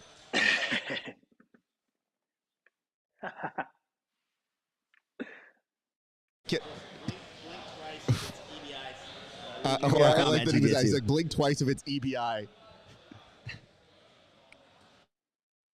Oh no, not EBI. I'll give you that, but I can't give you anything else. I can't give you anything else. I can't give you anything. Let me look directly at you, young man. I'd like to think we were friends. I'd like to think you were nice enough to call me. You come into my virtual house here. I just want to tell you this, buddy. I appreciate you for taking the time to call us. If anything happens that you want to chat about, you're more than welcome. We have a direct line. But my man was on time, and we delayed our start time so that we could kind of accommodate what I'm sure you hear is a very staticky background so that we could kind of let it calm down. We haven't even touched the board just so we can let it calm down. But you actually waited for us to come through. And I got to tell you, man, there's definitely some future as being a correspondent. If not for us, I think for other people in your future. So I hope that all is going well on your side, dude. Don't be a stranger, especially if you make it on out to LA or visit my buddy over here in Nashville. We got mad love for you, dude, and I hope all is going well today for you, sir. Yes, sir. Likewise. It was good to see you all. All right, brother. You enjoy the rest of your Sunday, sir. Talk to you soon. See you guys. All right, everybody. Nate coming through clutch for us. Preach to that guy. Good kid. I enjoy him a lot. So yeah, he's a cool dude. He's definitely like that fighter's fighter. He's like, I'll fight it. I'll fight anybody. I'll fight any rule set. Like you. I believe it. You know, 100%. Like every time I bring up that question, it is somewhat cliche, but I like bringing it up for this reason, which is I want to give him a chance to get that forum of people remembering.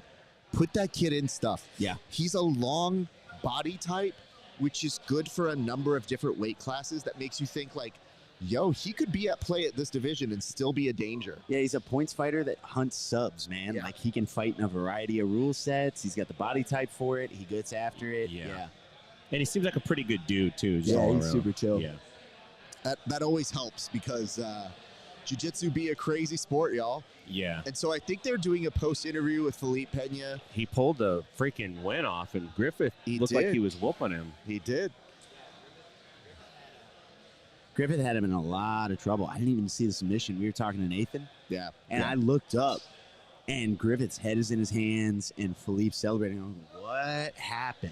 I mean, I'll say this. If you're looking at the comment section, so I don't know how we say this, but Noah came through and said, new wave for the L. I mean, you ain't wrong, but cold-blooded Noah Chen here. Wow. I mean, the weird part is, and I have to be honest, I don't know that they would say it any different either. I think in their rooms, job didn't get accomplished this week for New Wave. So it's not even a diss. It's just that's the shit they say to each other. Danaher's throwing a fit tonight. A hotel room is getting trashed.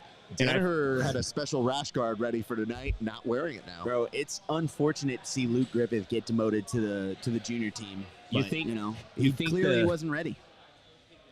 Do you think the new wave guys are just going out and keying every Mazda Miata that they see? It's like any Miata gets it on site for a Miata. It's like, Yeah, you know what it is? They're definitely hitting ex-girlfriend status right now. It's like, yeah. you don't tell me what to do, I tell you what to do. This is my hot body, and I will tell you this.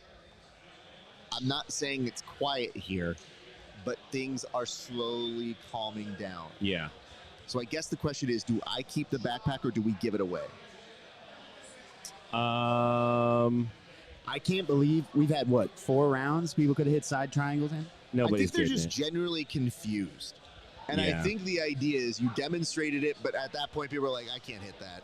Side, nah. I do a don't regular think so, triangle. bro. Patchy Mix is in the room. Officer Grimy. We got a couple Pan American champions Yeah, in but here that I peeped. These are the guys that are not motivated by our prize, though.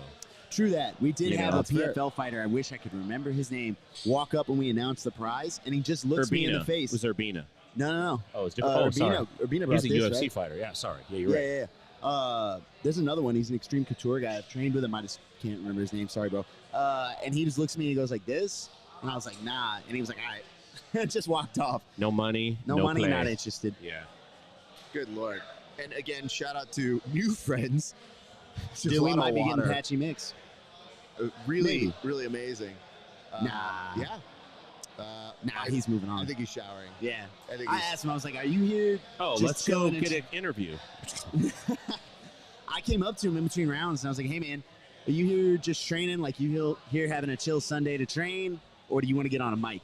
And he was like, let me train a little bit. I'll see what I feel. I'm sure that guy has no shortage of media yeah, obligations. that's fair. Can I just take a moment to give mad respect to Rafael Lovato Jr. fighting in the Absolutely. For finals of real. ADCC 2024.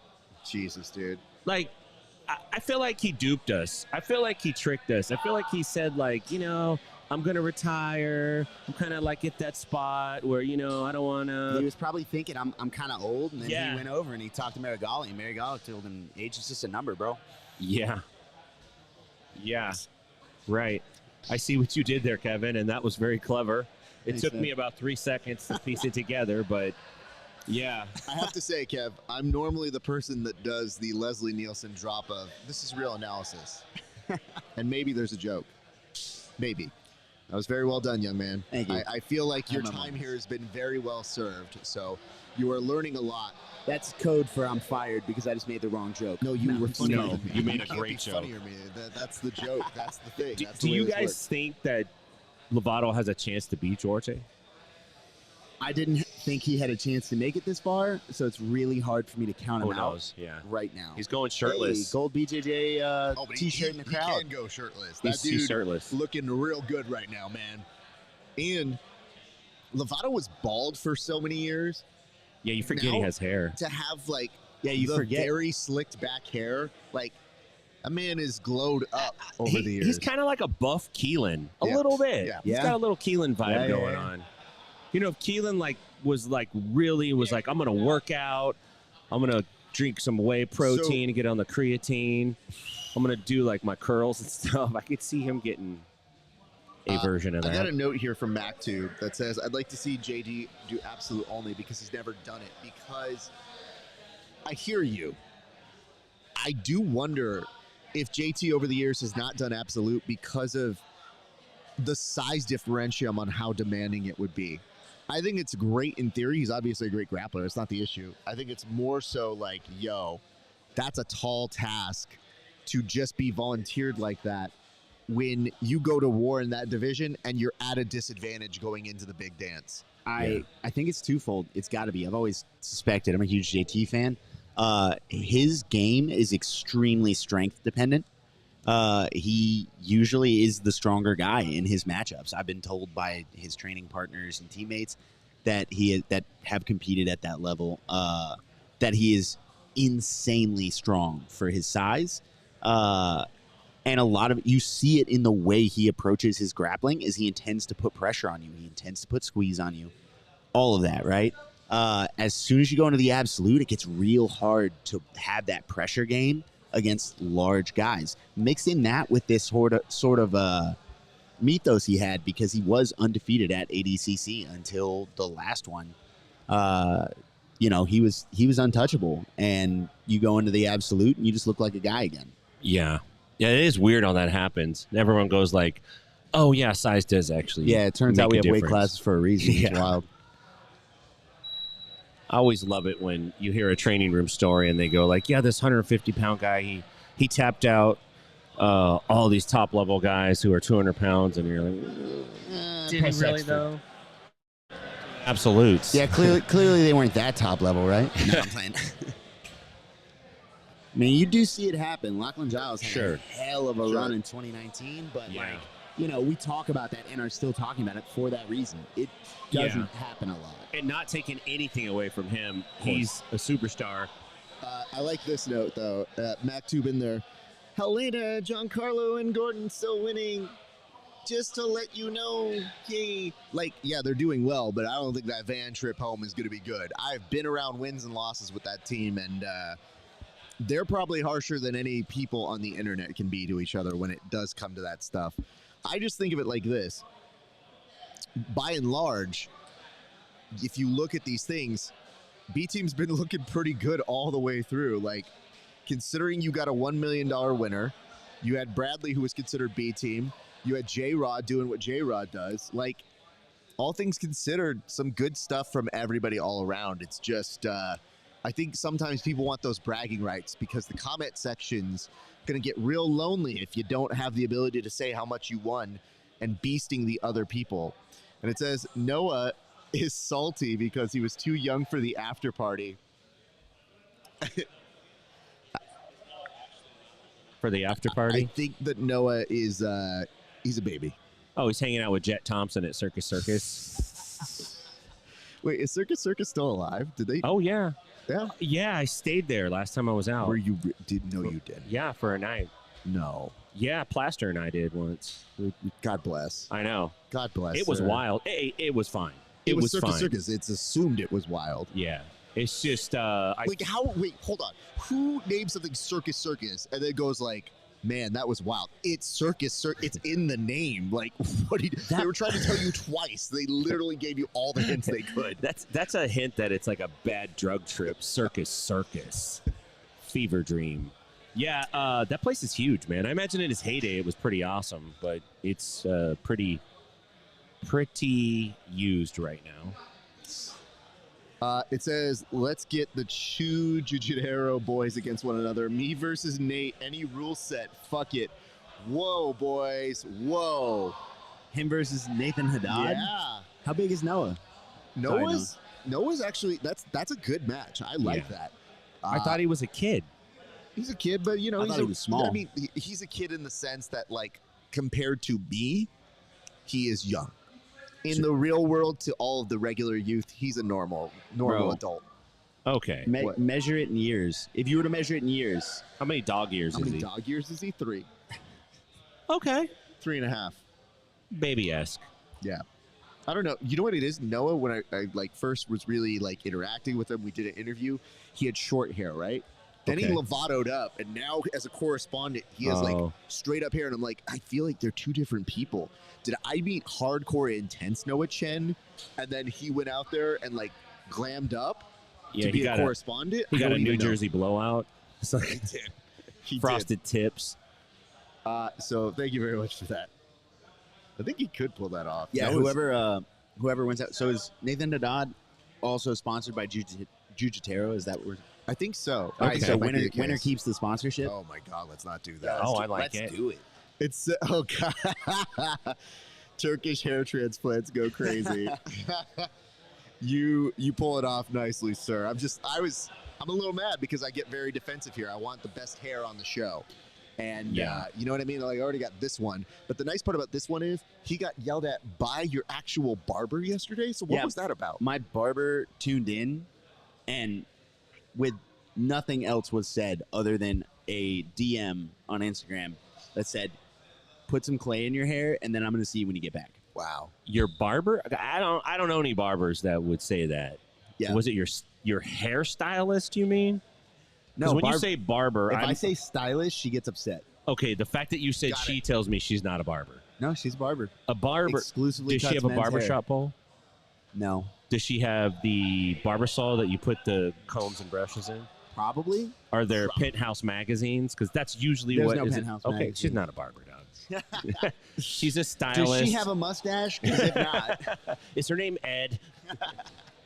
I mean, That's cool that she cares that much, dude. Like, that's actually great service. Like, I'll do random drop-ins on you, and I'll tell you if your hair's not right. yeah, I've hit her up on like short notice when I've gotten a short notice match. It's like 2 days out. My hair looks a mess. I'll be like, hey, I'm about to be on a stream. I want these pictures to look good.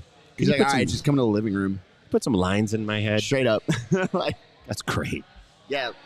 I'm like in the middle of a weight cut, and I'm like, but we have priorities. You need that haircut too. I'm just glad that you have somebody who cares that much to be like, take a look at yourself. You need to have some self-respect. Yeah, I told her, I was like, listen, I'm a jiu-jitsu athlete. We're supposed to look homeless. And she goes, not with a name like Handsome Kevin. I was like, That's fuck. fair. All The right, branding's touche. at stake here. Touche. Okay. Good, fair enough. Put me in my place. I do appreciate, though, the love that they would have just to be like, hey, listen, I know what's going on here. I know that we could say, you know, maybe clean up a little bit, do your hair. She's like, you look a mess. Fix it. Have some self-respect, KEVIN SHERRILL.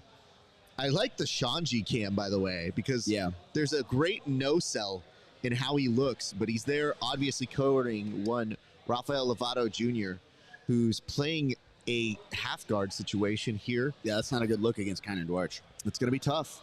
But Kynan's a monster on top, man. Yeah. It does not. There we go. His knee shield's back in. But, I mean, Lovato has a strong guard.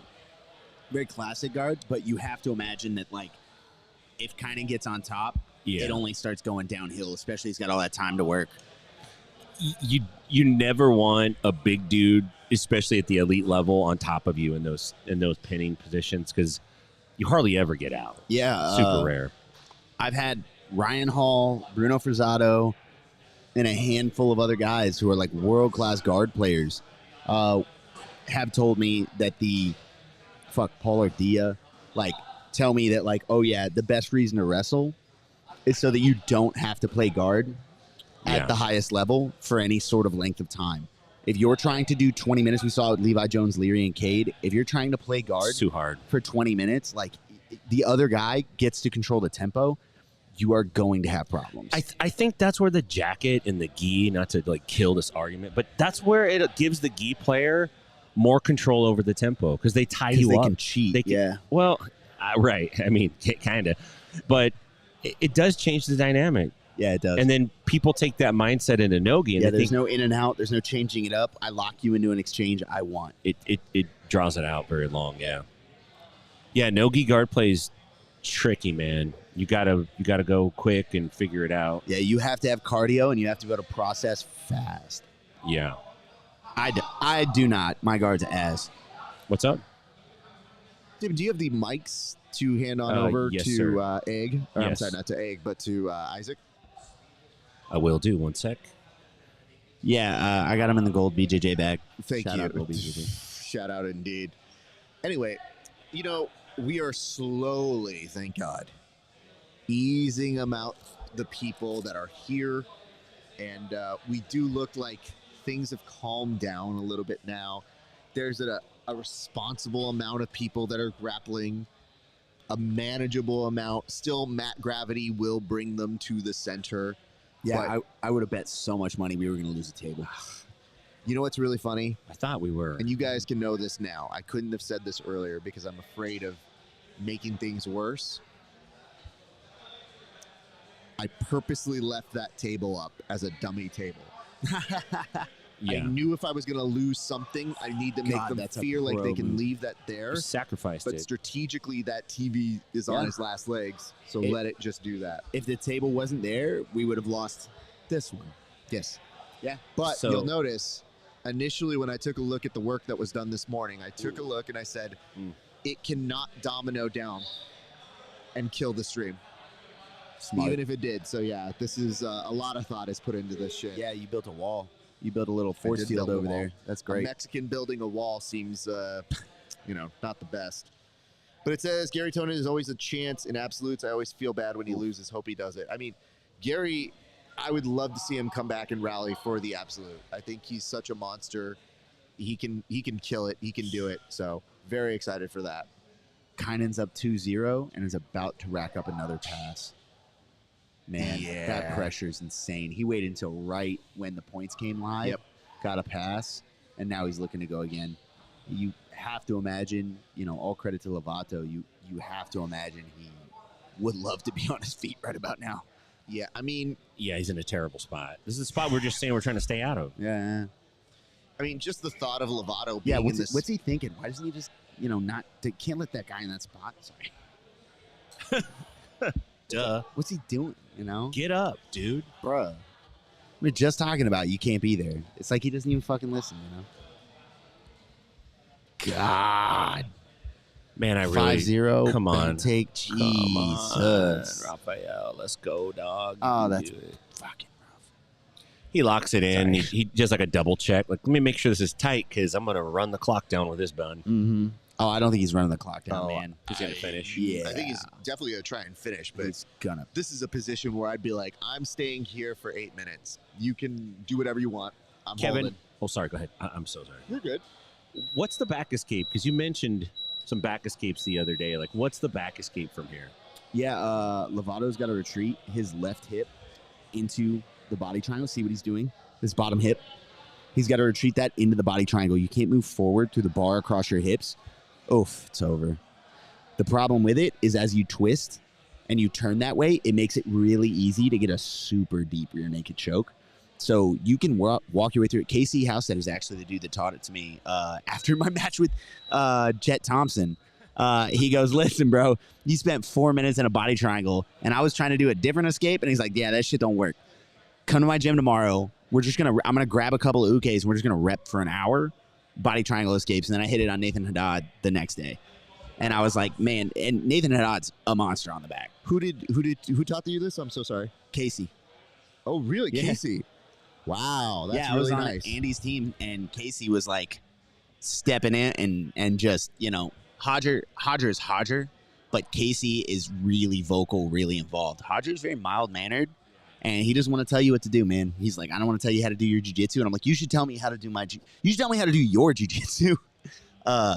Casey stepped in, and he was like, nah, man, you can't sit in a body triangle for 4 minutes. He was trying to walk me through it during the Jet match, but y'all know how that goes, trying to walk somebody through, teach somebody while they're out there. What was the escape that you were trying to do that wasn't working? You just swing your leg over, basically, and you involve the lock and bring them into double hooks. Oh, you try to get your leg over you try the to lock? get the top leg over that basically lock. to collect the lock that's behind your leg, but if they follow the back of your hamstring, like, good luck. Which is why, like, people always say, like, prevent the body triangle is first, and that is way easier than unlocking the body triangle. But since Casey showed me that, I have had a lot of success, and my students have had a lot of success. So shout out to Casey, man. Like, nice. He fixed a major problem very quickly. You can also lean up while you do it, which is crazy, but it works so well.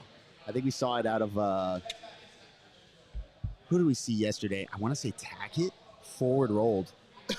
Sat up. We were discussing it. He sat up and forward rolled to disconnect the back control. It was wild. Interesting. We'll demo it. We'll demo it for sure. Levi Jones, his triangle escape was pretty sick too, and I've seen it before, but he was just so like, I'm popping out of this. Yeah. Pop, pop, pop. I'm Dude, out. when that triangle locked up, I was like, oh shit, I thought it's about that was to be it. over. Yeah. If you get put in a triangle. triangle, I think that was Ty that had him in that triangle. Was it Ty? I think it was Ty. Cade. I think it was Cade. Cade, you're right. You don't just find your way out of that real easy. You Nah, went man. right to it. We've had that discussion a bunch of times, me and my teammates, about like, all right, what's the submission that like someone's going to put you in this deep trouble? What's the submission where you're like, it's fucking over? If this guy's good, if this guy knows jiu-jitsu, like not even great, good, it's fucking over. And like the one is like locked in triangle. A locked in triangle, you are fucked. I feel like a locked in arm triangle, head and arm choke is just about as good, especially if if your elbow gets pushed across. But I will say there are way fewer people who are good in arm triangle. I think all of the squeezing, which says a lot, but a lot of the squeezing type chokes or like ankle locks, there's a weird mystery nuance in there that takes a while to figure. And somebody could tell you. And the problem is everyone's got their own damn nuance and wait. No, you never do it like this. You do it like that. And then some other person goes, no, don't do it like that. Do it like this. You kind of have to feel what that signature feels like. Yeah. And then you start hunting that feeling. And once you get it, you get it. Dude, you develop like this weird sense of like snugness. How to tighten it up. Yeah. And like I tell my guys, I'm like, you were never going to not doubt it. I put people to sleep, and the entire time I was sitting there for like, it took like 40 seconds or whatever. It took forever. And the whole time I'm sitting there thinking, man, is this thing on? Like, I got to trust it. Hey, what's up, everybody? Welcome back to another installment of the Bullpen. Kev, we got a huge board. Why don't we get straight to it right now? Go ahead and lead us off. Yeah, thanks, Raph. I mean, today we're talking about the clean aesthetic of Gold BJJ. They're phenomenal streetwear they've got. It's not just training gear, guys. You can get streetwear. Raph, are these all Gold BJJ? All of these cards are Gold BJJ? Yep, just read the script like we talked about. Yeah, you're right. They've got a variety of styles. They have a bag. It's phenomenal competition gear. You can bring it with you. You can throw it in the wash. Raph, these are really cool. Are any of these for me? Like that bag? No. They didn't have any stuff for you. They ran out of your well, they're really affordable if you need to go out there and get them. You can just get the stuff, goldbjj.com. These shorts are awesome. I'm going to get this. Wait. Oh, do they have a second set for me? Is that a thing they have? You know, they were like, hey, man, we ran out of stuff, and they didn't have it in your size because like fat. You know what I mean? So, like, these are all for like me. Anyway, go visit our friends at goldbjj.com. 10,000 hours is a steep mountain to climb to become a master, especially when the task at hand puts a relentless demand on your body. There is nothing casual about this sport. It's all in, all effort, all focus. It takes a lot from you, but the reward is unmatched. Mastery of oneself, an acute understanding of your weaknesses with an explosive sense of your strengths. Being able to complete the climb to mastery requires the proper nutrition. This is why it's important to take in a potent blend of electrolytes that is in tune with your output and brings strength to your goals. This potent blend is only found in Salt Electrolytes. Salt targets your depleted electrolyte levels with a boost of hydration and health. It gives your body the baseline recovery it needs.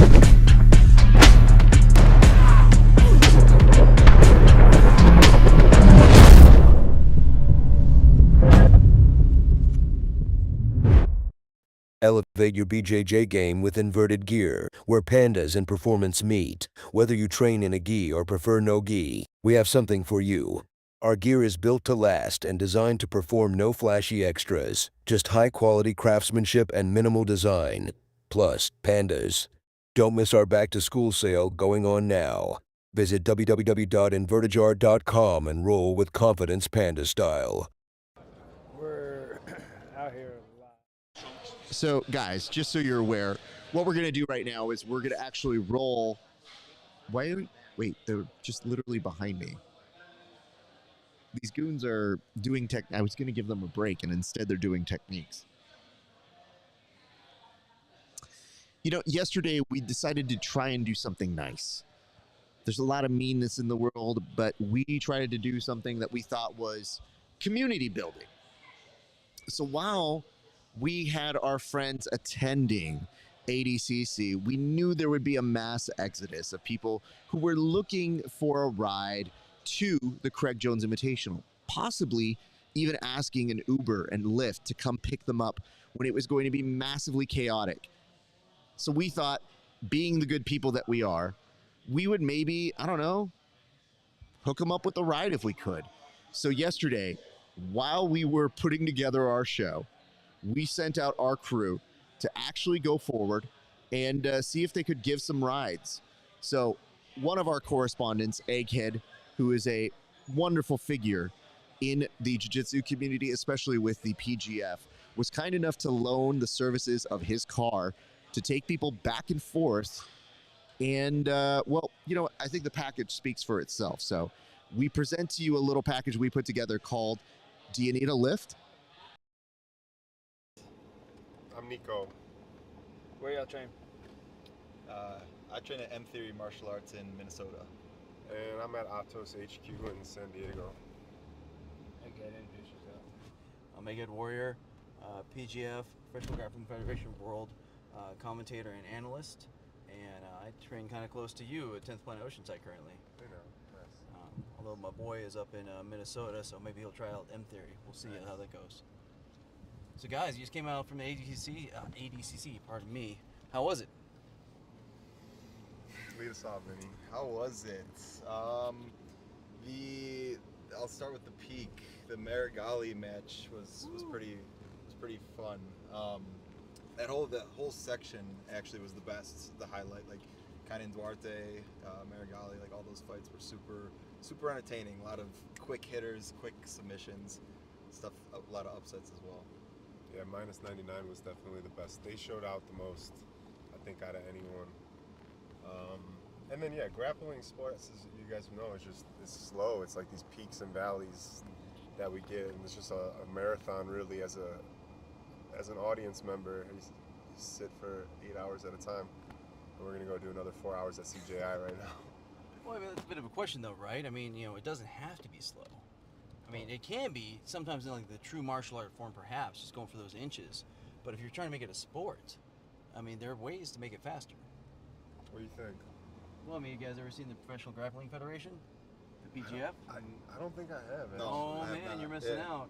6-minute rounds. The only way to score is to get a submission. And if you get a submission in the first minute, you get an extra point. It is all about action. Now, hey, no kidding, I got it. It's not pure jiu-jitsu, because the pure jiu-jitsu you can take forever and people be going to sleep. Yeah. But this makes it action. So there's no peaks and valleys. There is go, go, go. So I'm confused though. When there's a submission, you said you get a point, so that means you keep going after the submission? No. So the thing is, with the PGF, it's a season. So it's over 4 nights of regular season, and you have 12 matches. Each competitor gets 12 matches, three matches a night, for the 4 nights. And whoever accumulates the most points gets to the playoffs. And points are only by submission.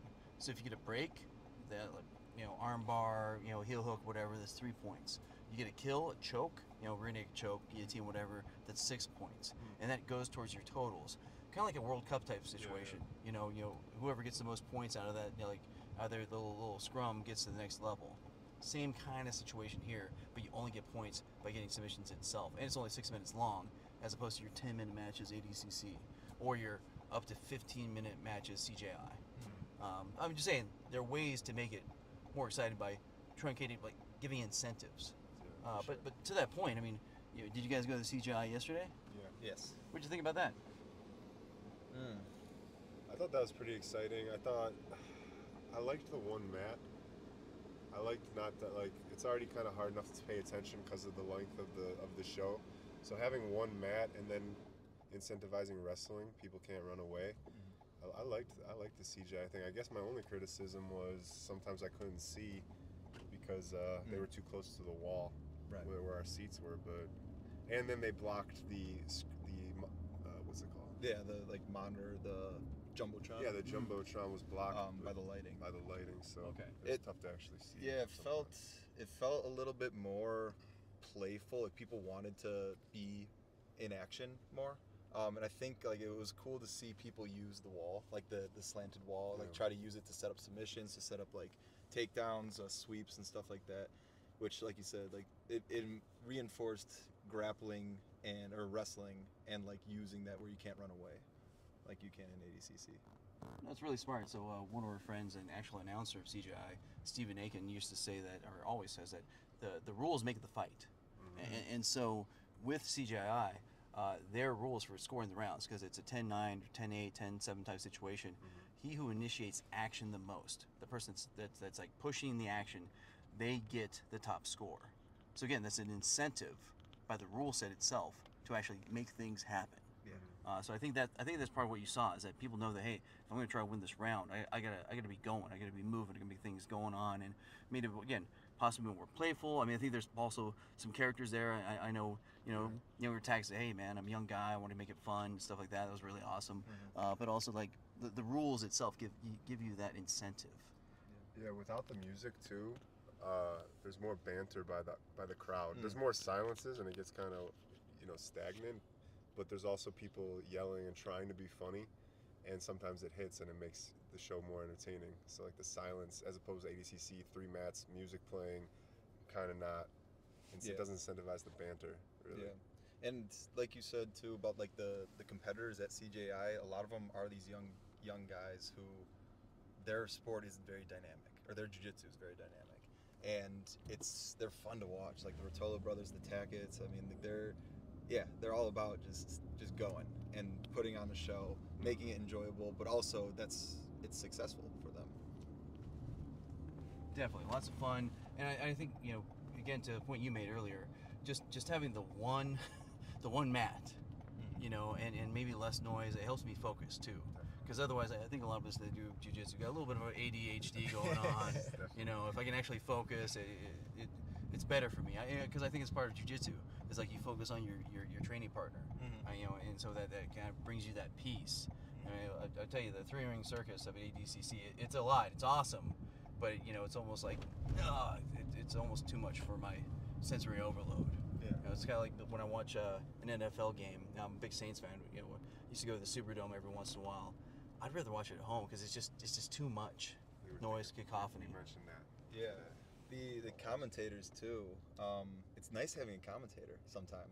Like it's nice to like sometimes be at home like listening to hearing what people say, like when there is that stagnant silence.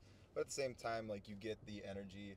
For example, like today at ADCC, like to be in the energy when Marigali lost. Like that was big. It was big. Everyone stood to their feet. That was cool and something that you're not going to get at home. So it's those gives and takes. So I mean, now you're going to CJI, the finale. Yeah. Mm-hmm. Who's getting the $1 million? Who's taking it home, guys? I mean, I traded Atos. I really want Cade to pull it out in the under 80, and then the over 80. Yeah, there's I'm actually not from. I don't know how to say his name. What's his name? Santos. Invencio Santos. He's from Atos. But I don't know him as well as I know Cade, so I just want to see an exciting match for the big boys. I want the big boys to put it on, and then I think Gabby might do more. I think she might. I don't know, because it depends how much of a clown show Craig's gonna make it. But I'm actually really looking forward to seeing what spectacle, and if Gabby can actually pin him down, because she's massive. Yeah, I think the sexual tension is going to really have an opportunity to blossom with Gabby and Craig. Yeah. So that's where I'm most excited, just to see how that is expressed kind of on the mats, to be honest. And then in regards to the millions, yeah, it'd be cool to see Cade. Trained with him kind of through you, and let's see, I don't know, but like I'm gonna be honest, was it Leary who beat Cade's brother Ty? He was looking, he's a dark horse. He was looking scary. Like I know my legs were hurting just watching. He was kind of looking like Owen Jones today at ADCC. Yeah. These Australian these like Lachlan Giles students are just looking scary. Yeah, Kennard over the 80 kilograms had a very nice he sat Hugo back into an inside ashi, which I've been yelled at for probably because I'm lazy. I'm super lazy, so instead of passing guard, I'll sit back into a ashi, and I'll get yelled at by my coaches all the time for doing that. That's bad stuff. And he did it at the highest level against the number 1 seed, basically at the over 80. It was really cool to see. Well, maybe you saw the last ADCC. I mean, Gordon Ryan was like just doing regular ashi on people in wrecking fools. Yeah, standing. So, I mean, standing. Yeah, exactly. I mean, so what is old is new again. Mm-hmm. Yeah. You know, I like your comment about the sexual tension. I mean, obviously, Craig has $100,000, bet on him getting that leg lock. But if he gets subbed by Mother's Milk, maybe he's okay with that. I mean, maybe that's the price to pay. I don't know. That's an age-old question that, I mean, is really only between him and Gabby, I think, ultimately, right? Like, the OnlyFans thing's actually a joke, right? Because would you guys buy the sex tape? No, I'm saying no. That's a no comment. It's no comment. I'm married, man. I ain't saying that. Obviously not, honey. I would never. never pay for anything related to that type of content. Maybe that's where you find the true jujitsu, the true art of jujitsu is behind that paywall. The gentle for art. sure. There we go. Oh, I mean, so just to go pull it back one more, man, we're all jiu-jitsu practitioners and fans, and this weekend, I don't think we'll ever see it again. I mean, I don't think we'll ever see ADCC and CJI again. We'll probably see them both, obviously, again. But I mean, how does it feel to be around something that's so momentous, and again, we probably won't see again? How do you feel about that? I think being around the first year is something super special, and if it continues, it'll be kind of fun to say that we did this. Actually, ADCC 2022 kind of changed my life. I'll spare the details of the story, but it changed the trajectory of. I trained at Atos basically since then, and got really deep into my jiu-jitsu practice, and so this was kind of a full circle moment for me to come back to Las Vegas and to be back in Thomas and Mack, where last ADCC was. Yeah, it's personally special to me. It's kind of a full circle thing, and I think they should keep it on the same weekend. Why not? Like, everyone's out here for it. Everyone's out here for jiu-jitsu then. Yeah, it really it draws so much attention to jiu-jitsu in general, which is super cool. Like that's just awesome just to see. And again, being here for something that's a first time, always dope. And I think the other positive is it's gonna force ADCC to step up. I felt like being there today, it felt a little lackluster. Like it felt like they had, like, they needed to do something. And talking with people at ADCC too, they were like, so if you had to pick one or the other, which one would you choose? And a lot of people are leaning towards CJI. So it'd be interesting just to see what comes of this, like, because competition only will force people just to grow. So I'm excited just to see what They took away the pyrotechnics and the drummers from ADCC. I noticed that. And the Pride Lady. Oh yeah. Yeah, I'm glad they changed it. They had an announcer last year who was like very extra, but it was a meme. But and then CJI actually had pyrotechnics, which I took a video of because I'm like I should probably make a comment about how they actually went into the pyrotechnics. But it is, yeah. I'm interested to see what you guys are doing with the federation, because jiu-jitsu I think the ceiling is such that it's not exciting enough to bring a non-practicing person or a non-martial artist to these events. Yeah. Like, how many people do you think at ADCC practice jiu-jitsu? We were talking about this. Vast majority. I said 80%, and I think that was low. Yeah.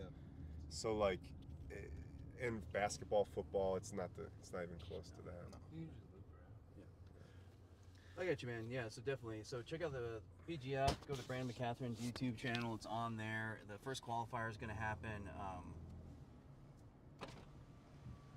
Drop off, sir. Okay, roger that. Thank you, sir. All right, so first qualifier is actually going to happen. It's going to be live on YouTube 10 a.m. next, I believe, Saturday, coming from 10th Planet Austin. Then the regular season is going to kick off November 3rd through 9th. There's going to be a draft, which is going to be phenomenal. And then you're going to have regular season. It's the Shark Week of Jiu-Jitsu. You can check out the prior seasons on YouTube. It's phenomenal. Cool. All right, but man, hey, until then, thank you so much for being the guest.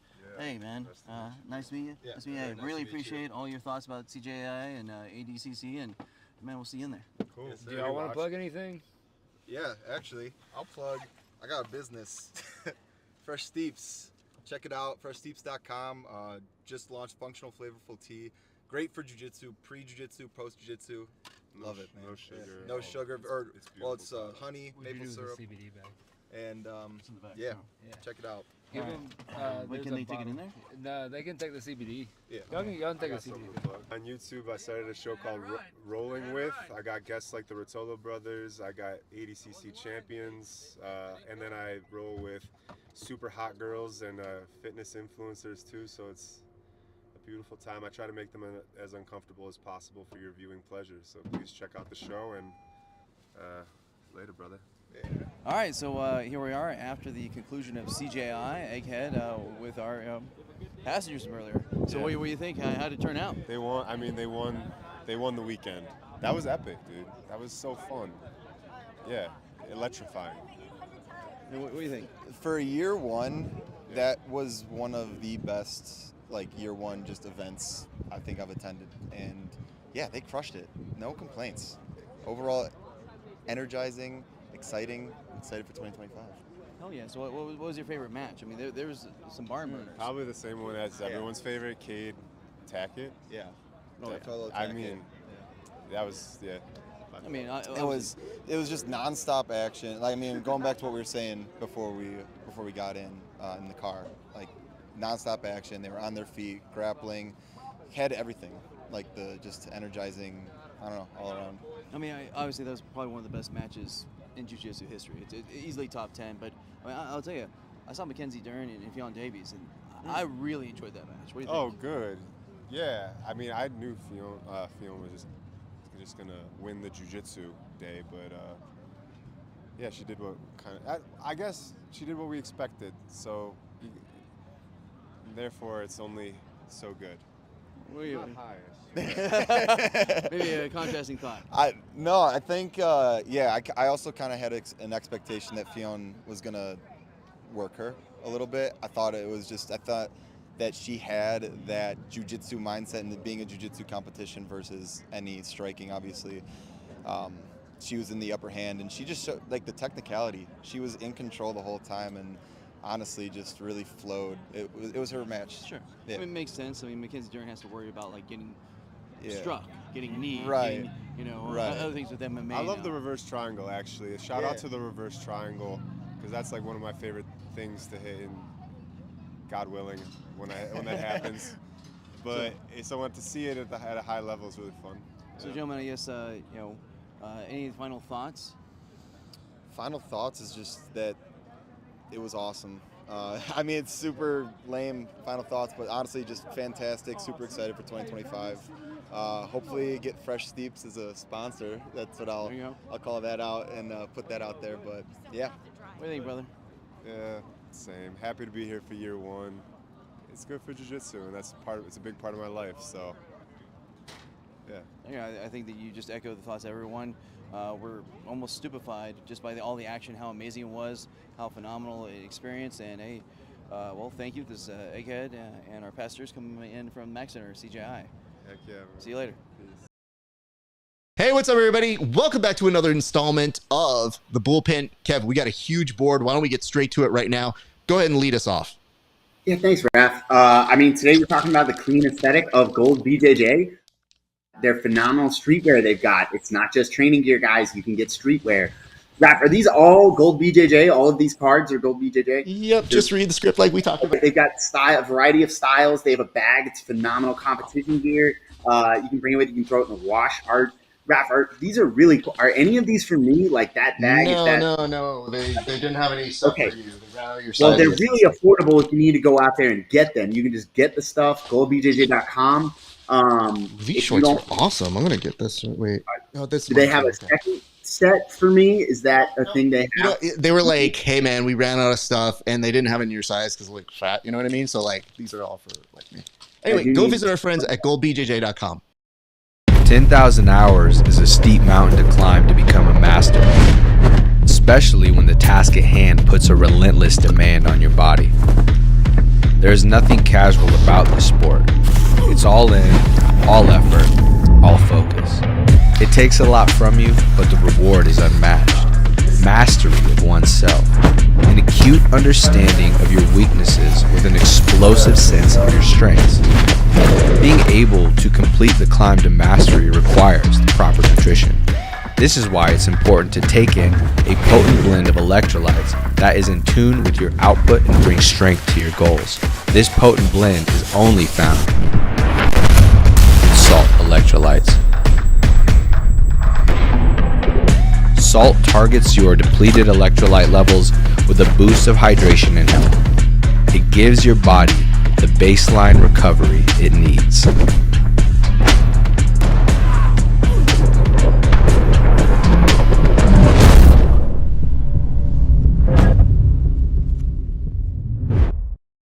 Elevate your BJJ game with inverted gear, where pandas and performance meet. Whether you train in a gi or prefer no gi, we have something for you. Our gear is built to last and designed to perform no flashy extras, just high-quality craftsmanship and minimal design. Plus, pandas. Don't miss our back-to-school sale going on now. Visit www.invertijar.com and roll with confidence panda style.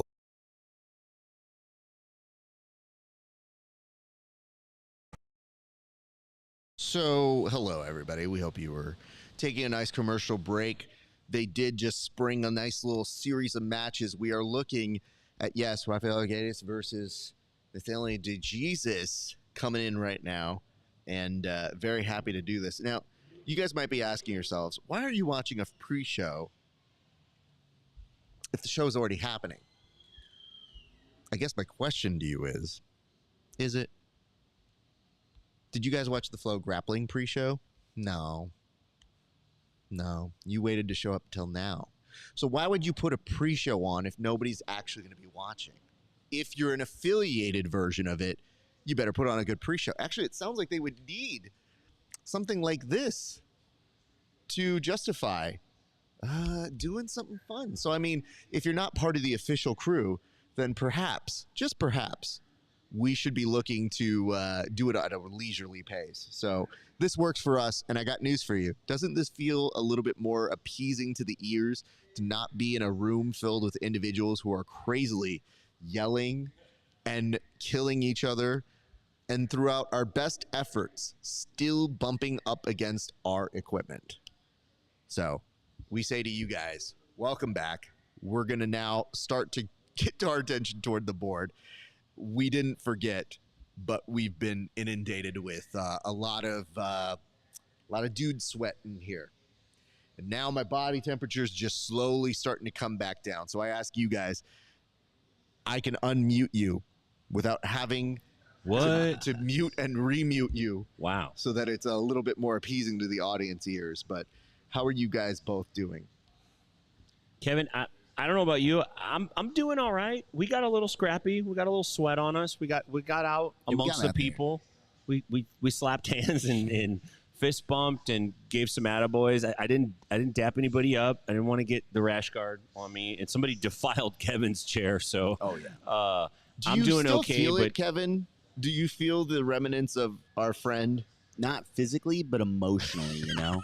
I need a shower on the inside. Yeah, I need a shower on the inside. Like, you know, he's not here with us currently, but don't say it like that. You make it sound like he's dead. Please don't. He did not die, everybody. He sat in my chair, and I said, nope, can't let it slide. No bueno, dog. It's just he's no longer with us, and just says it like, oh, we're a new show. But yeah, it feels like somebody else drove your car, and like just everything's just like not quite right. Oh yeah, not quite right. Like the mirror's not where it should be. Maybe they moved some stuff around on the cup holders. Chair's not where it should be. Let's say this. We do have a champ about to be announced. Very cool stuff here. We did go through some things. I'm going to look at the comment section, but there's a lot of stuff to still cover.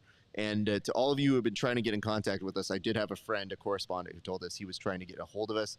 We will get to him in a few minutes when he calls back in. But in the meantime, thank you guys so much for working with us. We definitely had to work through some surprises here. So I got jump scared by that ad. Jesus.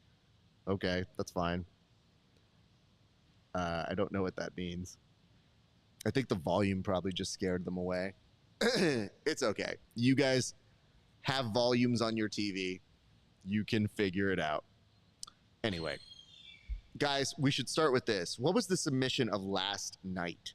So I will start with you, and I'm going to go ahead and go on over and return back to one Tim Freeman. Tim, what was the submission of yesterday evening or day? Whatever it is you want to call it. I think that's an easy one, and I hate to jump in and take the biggest, juiciest piece of steak that I can, but I will, even though I hate it or not.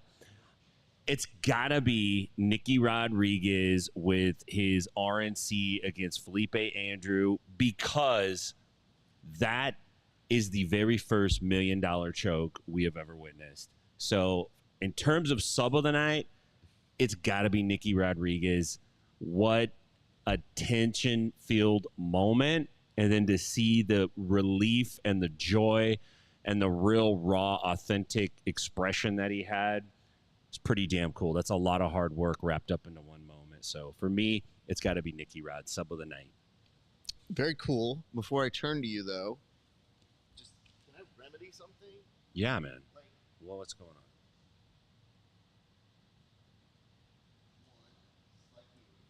Dude, where is this gonna fit? You got salt. Oh, shoot. Oh, man. You said, "Can I get one of your stickers?" And I was like, I can't go over Nashville. No. I can't go over Stockton. No. I can't go over Half Sumo. You can go over Steady State. Do we know them? Nah, they're just a fun coffee shop down in Carlsbad, California. You don't know them like you know me. And No. You take your stickers off before you add new ones? Yeah, dog. You are old. I'm not in the 4th grade, dude. I'm used to having to clean my desk at the end of the school year. You gotta take all your stickers off. I want it. I want it. I want this.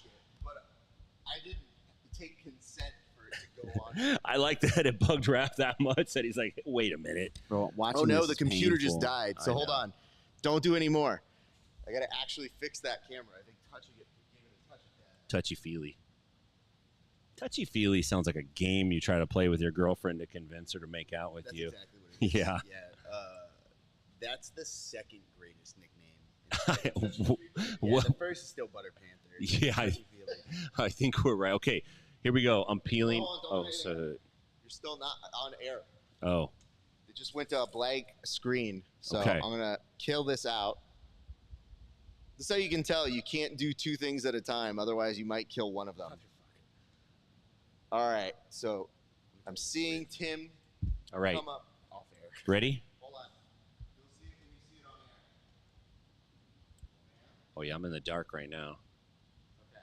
If that fixes it, then we're in business. Kevin, talk to the people. Narrate what's happening.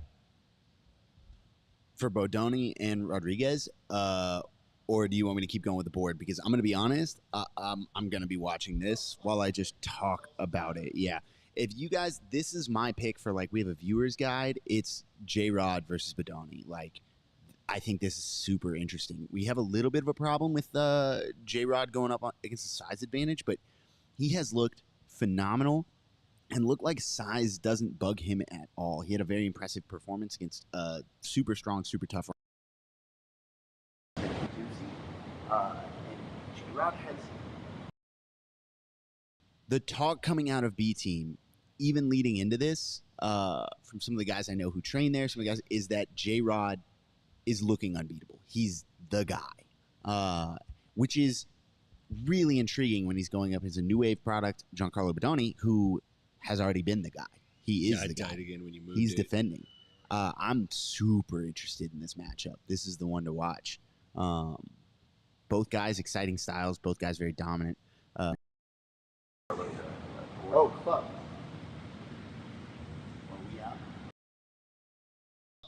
No, you guys are back. As it always should have been. Nope, I'm not back. Rap's like, I can fix that.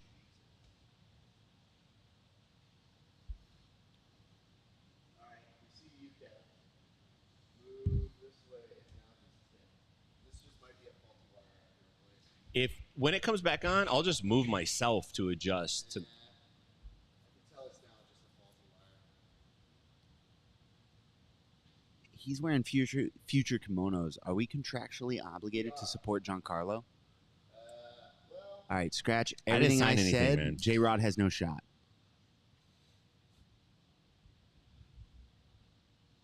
you said he has no shot. It's over. Over Just before we not begin. even ashamed of just going right back immediately on what you said. I You're can like, be bought.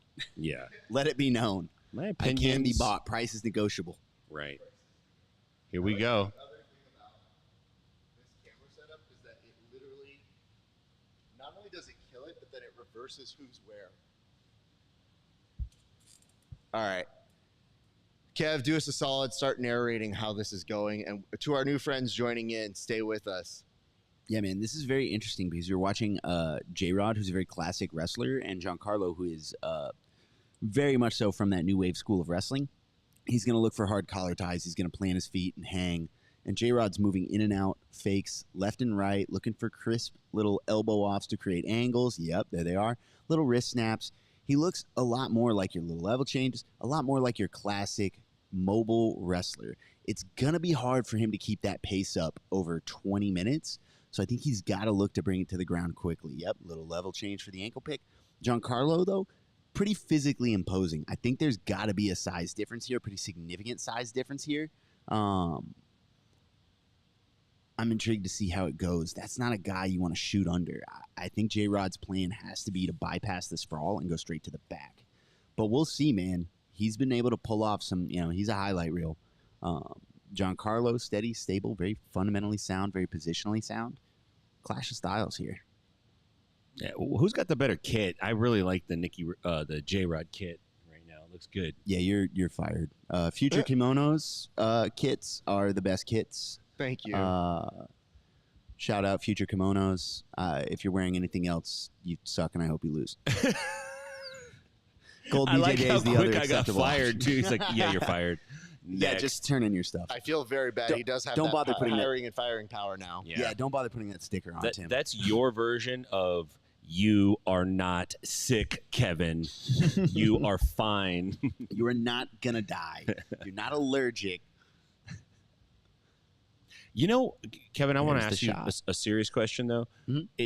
It seems to me like the collar tie game has gotten a lot more intelligent in terms of the way the collar tie's played, where it's placed. It seemed like it was a little random in the beginning, but man, it's pretty spot on now. Before that, very recently, you're right, it has developed, I would say the last 2 to 4 years. It used to be like when I first got into jiu-jitsu, what they were calling collar ties were like palm strikes and clubs. Yeah, just club in the head. Yeah, just club in the head, or like Muay Thai plums at best, right? Right. You're seeing a lot more people using movement. You attach with the collar tie, and then you move it them. to pull, Yes. right? And they use that to create angles. They use that to hang. I will say, jiu-jitsu collar ties are oftentimes very different from wrestling collar ties because you have time to work. Yeah. Wrestlers want to create hard snaps and hard angles. It's a sprint. It's a 6 to 7 minute match. And it's like, and if you go into the Olympics, it's a lot higher.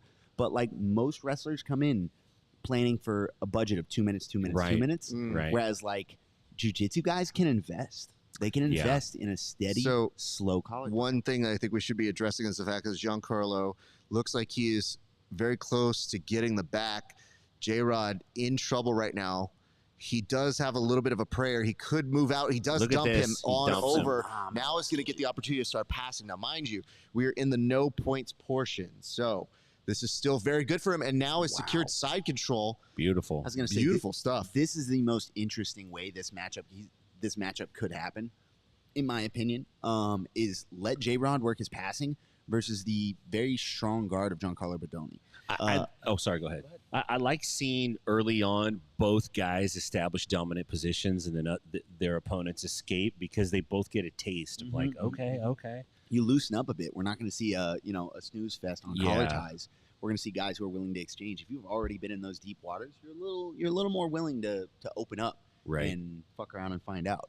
Now, is there any risk that J-Rod was out partying last night with his brother at the after party and Giancarlo was basically at the mortuary?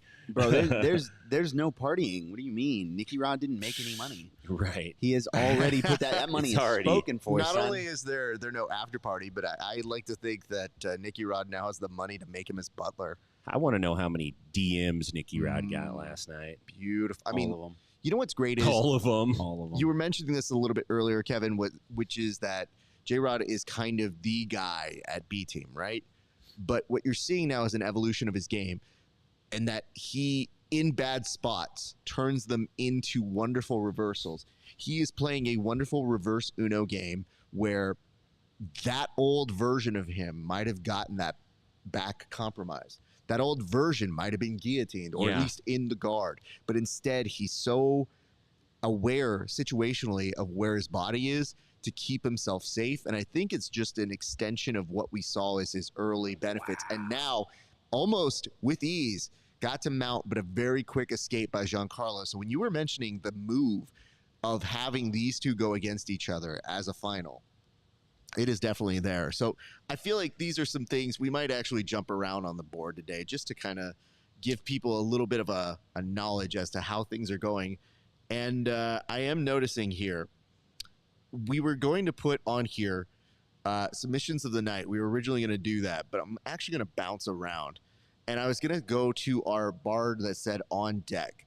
So yeah, things have been happening fast and furious here, but this was definitely the one that we have. We should also be previewing what is on deck throughout the rest of the day because we still have some stuff. So what after this do we have going on, Tim? So we still have the finals in the other divisions that need to wrap up, of course. And then we have the absolutes that are going to be huge. I did have a chance briefly to chat with Ryan Aiken, and status of as of yesterday, he was going to jump in the absolutes.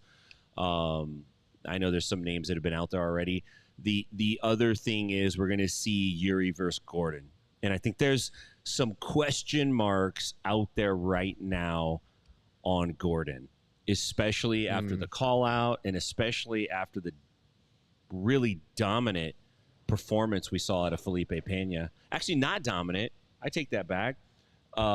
Exciting. He turned that match around. It looked like he was going to lose the loop, but he turned that around. So I think there's a psychological battle that's going to take place, and there's going to be a state of mind that Gordon leaves Nevada in, and it's going to be based on how well he performs against Yuri.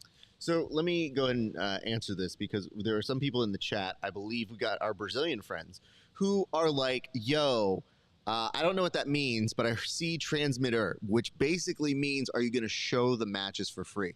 Now, nowhere in the description does it say we're going to show anything. In fact, that would get my channel completely killed, which is very inconsiderate to me if you think about it. No, what we're doing is the next best thing, which is some play-by-play for you to keep you involved in the actual action, and we'll give you some knowledge of what's happening while it's also giving you analysis of the larger scope and scene of things, because guess what? These aren't the only stories that you're seeing. The televised portions are good, but we are getting people who are giving us behind-the-scenes looks at a lot of different elements here that are in play. So just so that you're aware, when you ask for the broadcast, you are asking for our channel to die. Yeah, give us your channel, man, so I could watch this. Thanks. And I have to tell you, that is not happening. So if you need to go somewhere else, that's cool. But if you're poor and you want friends to help you and tell you what's going on, we are your guys. But if you're poor and angry, I'm going to roast you. Welcome to the show. Did ADCC live stream anything free to YouTube today? Do you know? I don't think so. You can double check, but I think last we looked, it hit 187K, which before we were saying that they were essentially got beaten by the Craig Jones Invitational like at a 6-to-1, 7-to-1 ratio. But that was just for the stream at that time. Yeah. 132 versus that end of the night 1.1. I think that means that Craig was doing almost 9 times the drawing power with his event on YouTube. And some people might say, well, they had the benefit of going on longer. Yeah. Definitely it's not on live right now. Sure. I think they just did it yesterday. Broadcasted the 99 plus division. Oh, I see this. It's I do know that one. Okay. Bora. Yep. And Kiro Live Das Lutas. He said, I want live fights. That's what he said. I mean, I do understand that much, but you poor, so go buy them. Otherwise, help yourself by hearing our commentary. I just appreciate these people. Guys, get yourself like 5-6 friends. Yeah. Split the fights. Go in on it. Yeah, exactly. Split the fights. A little flow grappling login. You're going to cancel it as soon as this is over. And put us on as well. Yeah, absolutely. Tell those 5-6 friends about how we didn't help you. After this fight, I'm going to run and grab lunch, guys. Thank you. I appreciate that. We were going to talk about that. Yeah. Don't miss this one. Just so you know, Egghead also sent a note. It's like still on the first segment. Egghead, do you not remember the over 100 people that were in this room? Yeah. We could have done the pre-show, but we had to reassemble the pre-show. Then when we reassembled it, it was let's talk to the people, then let's do the show. And now the people are gone. There's an order to things, and you you can't be skipping around. You can't be changing things. You know Who what's are funny? you? It's that I think the weird part is Egghead thinks that I don't have the same like very orderly thing that happens. It's just sometimes the touchdown pass isn't there, and you got to call an audible to still make the play, and that's what we did here today. So, I don't know what producer any of brain. those words mean. I watch fighting. You know what's interesting is they've cut away several times on the broadcast, and they showed Bodini's corner with Marigali, Gordon Ryan, Oh my God, John Danaher, and then they show J-Rod's corner, and it's, you know, his brother, his coach, Dima. They're all happy and smiling. And it cuts back to Marigali and Gordon, and it's just a very somber look. Look at this. He's going to try to. No, not Come a up tall. on You it. know what? Very nice This is grappling right instincts there from J-Rod. Don't engage. Oof, I was wondering if he was going to Beautiful. get kneed as a result of that. But Surprised he didn't get run over. That's crazy. let me point this out. Yes, I'm sure there's a little bit more joy in the face of B team than there is in the Danaher Death Squad. And we're in points now. We are at points. This is very interesting to see how to play. Giancarlo choosing his spot nicely. And I mean, Kevin, you could speak to this. You mentioned that you were excited for this match. I want to go to you for what's on deck. And I mean, Giancarlo can Alabama slam this dude if he really wants to. Alabama slam him. Absolutely. I love it, dude. Absolutely. That's a legit move if you can make it work. So, Kevin, you know, you can speak to the wrestling here. What makes Giancarlo's wrestling so unique in our world of jiu-jitsu? I gotta be honest. I don't think it is unique. I don't think it's unique. I don't think there's a lot Giancarlo does that is unique. That's not the word I'd use to describe him. He's precise. He's solid. He's very methodical. He is in the best of ways. He's a Gordon clone. He has very similar body type and athleticism, and he made the switch to New Wave a few years ago, and just said, "Listen, man, I'm trying to do what you do." Yikes. Okay. Speaking of which, right now, if he is trying to emulate Gordon, this is a good start because he is looking to take the back here. J-Rod's in trouble. J-Rod is in a little bit of trouble. There's 7:47 left to go here. Very intriguing to see how this is playing out. The back is compromised. Oh, Giancarlo. And there's the hook. You know what's going to be interesting is if, let's say, Giancarlo does win, you would have another set of brothers who would be silver medalists from ADCC as well. So that would be Nicky Rod, who has gotten a silver before, and J-Rod. So they would extend the B team name, but I think it's kind of weird not to acknowledge the achievement that is. You see him put his hand on? Sorry. We just were drilling. We were I just saw discussing that. You know what's weird? I gave you guys a break, and you went straight to drilling. I started picking like, Kevin's brain about it. I was like, Just gentlemen, life, friend. I'm trying to give you time to feed yourselves and go rest, and you went to drilling, and I go, you know what? You've made your choices. We'll We eat found escapes for lunch. The one, we found the one unsweaty corner of this match. I know. Get a couple reps Arguably in. questionable. I will say this. I think a dad was asking me if they could use those parts of the mats, and I was like, no. And then they let children go there, and I was like, that seems egregious because I'm not going to go yell at a child. Yeah. I'll yell at an adult. Yeah, that was a power move. It was a power move. It was very solid. But What you should have did was punk him. Oh, no, I still went to yell at the children. It's just, I know it's frowned upon. Did but I you was pop like, a raff him? Yeah, I did, absolutely. I was like, yo, come You after squirrely this. kids. Boy, All right, J-Rod's that's a lot of looking time. Yeah, he's in a rough spot. looking tired too. This has got to be disheartening when you've, in the no points period, he mounted. Yeah, there we go. Egghead said Badani is disciplined. Spot on. Damn. That's the way I'd describe it. What is the size differential here? Like, I know this is in a weight category, but Got to be 20 Dini pounds. seems easy. a lot. Oh, beautiful.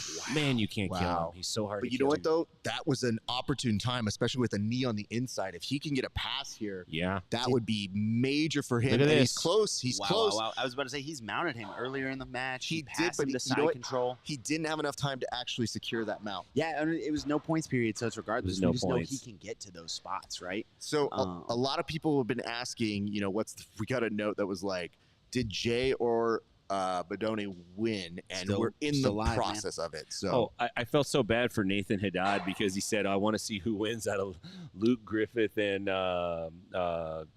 How did his name just drop out of my head? I can't remember, but we were. He got subbed. Yeah, we were watching it. We were watching it. Yeah, we did, and I didn't want to break his heart. Yeah, he's such a sweet guy. I thought about doing it to him, but I was like, Beautiful. He's doing us a solid. It's not a great thing to just be like, oh, BT Dubs, here's what happens. And it's like, Bambi's mom dies. You know, Bodini's putting J-Rod in quite a few positions that could be dangerous, and J-Rod just finds ways out. Yeah, dude.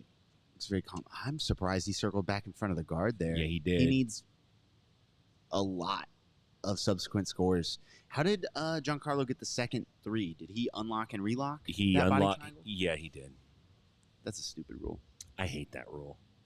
Tim, do you have any stab at what this is saying up here? On the board, let me see.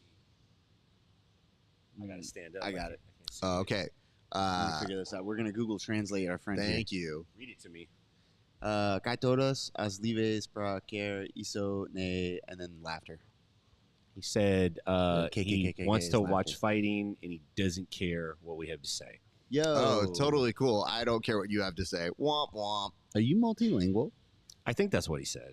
Oh, what if it's not what he said? What if you made me fucking be addicted to him for no reason? Well, you'll never know. It's a black belt move. Oh, the thing he said earlier about that was true. He's like, he's saying something about that because Portuguese is very close. Not exact, but it's I get Latin. you. Yeah. My wife is 100% Mexican, so I hear Spanish. Freud Evolve a says lot. ADCC has tons of dumb rules. I mean, listen, sure. And there was a question that said, what's the score? It's currently 6-0. Advantage 1 Giancarlo. Jacob Rodriguez has 3 minutes and 33 seconds if he is going to become a champ in the ADCC rule set and become double brother champs. I think we could pull off, if we wanted to, just a classic radio play-by-play for people that don't want to buy the subscription. They can just listen. I will be honest, that is normally what happens here. Right. It is you do a mix because it's a special time. Well, the way it works is if you do only play-by-play, it has no replay value. So you do a mix. You do a little bit of play-by-play. Oh, Look at that. God, He just did a amazing. one-handed cartwheel to escape an omoplata You and a can't? one-handed cartwheel back to back. And I can do a one-handed cartwheel. I've just never done it while my arm's in a joint. I want to see what it looks like when J-Rod and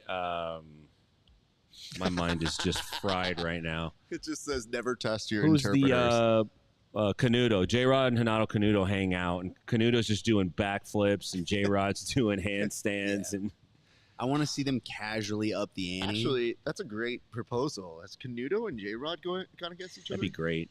I'd like to see them both have a food eating contest, but they have to do it upside down, doing handstands. And they just have to eat. If we were to cast a jiu-jitsu Spider-Man, I would say J-Rod's in contention. I think we would start with Canuto, Mikey and then Musumeci. J-Rod would take the franchise over after the first or He'd second. be the one. Andrew Garfield of Yes, the franchise. yes. Okay. Mikey And then Musumeci. Oh, no, he was my third pick. He's going to be the Tom Holland. No? Yeah. No. Really? Nah. There's a lot there. He's just not going to be as funny as Peter Parker. He's not going to be as intentional. I don't want a sensitive Spider-Man that gets offended really easy. Yeah, he's not going to be as intentionally Yeah. funny. That's a good point. He's going to be. Peter's sorry, gonna roll with the Electro. punches. Didn't mean to say that about you. He's going to be arguing with Mary Jane. all the Mysterio's time. just being really mean. Oh and my I don't goodness. understand why. This is what we're here for, people. Connor, you made a fan out of me. My subscription just expired. You guys are helping out a lot. That's what we're here for. We're here to Hey. help those who are kind Man. and say, I'm cheap. Tell me what's happening. That is what we're here for, my friends. So, What's going on here? there's a discussion. I'm pretty sure he's probably talking with Danaher. And being J-Rod's like, just yes, sir. hanging onto the foot. Yeah. Is he? You think he's going to try to clear that knee and attack the leg, Kevin, or what's J-Rod? Oh, J-Rod, he's going to try and recapture that knee line, but I think that's where he was headed. I believe he has a foot trap with that left arm. does. So he has the option to open up with his right leg and recapture. Here we go. There it is. And there it recapture is. the knee line. But then he Oh. chose not to. Yeah, the counter leg lock right there. You're opening up to an inside heel hook on that top side. Oh yeah. And I think he's a little worried about when he makes that switch, especially if his shoulders can't follow. You see how Bodoni has control of his shoulder line. If he can't get his hips towards us, recapturing that hip line doesn't matter. If he can't turn to Yeah. face Giancarlo, Makes sense. that hip line doesn't matter. So I think he just bailed and went to go look for the back escape, which he's had a lot of success with, but 27 seconds left. Let's find out what kind of leg locks you got. Oh, man. This is brutal. I mean, credit to Bedoni, just really putting on a masterful performance here. But like after seeing J-Rod kind of explode into some scoring positions, usually in the finals you don't see a lot of exchanging. I feel like though I don't want to see these points happen, but they're fairly established. But yeah, you're going to see 9 points just to run up the scoreboard at the end. Giancarlo just had a masterful performance, though. As much as I think we were interested in J-Rod, I think there's a lot of like positive energy for everybody from the B team right now. Giancarlo has been a force to be reckoned with for the last few years now. Let us say this right now. Congratulations are in order to your double I'm gonna go get champ. lunch, boys, too. One, Giancarlo Bedini. Yeah. Bedoni. And he is somebody who, I mean, he's an incredible grappler. It is not a surprise that he has this success.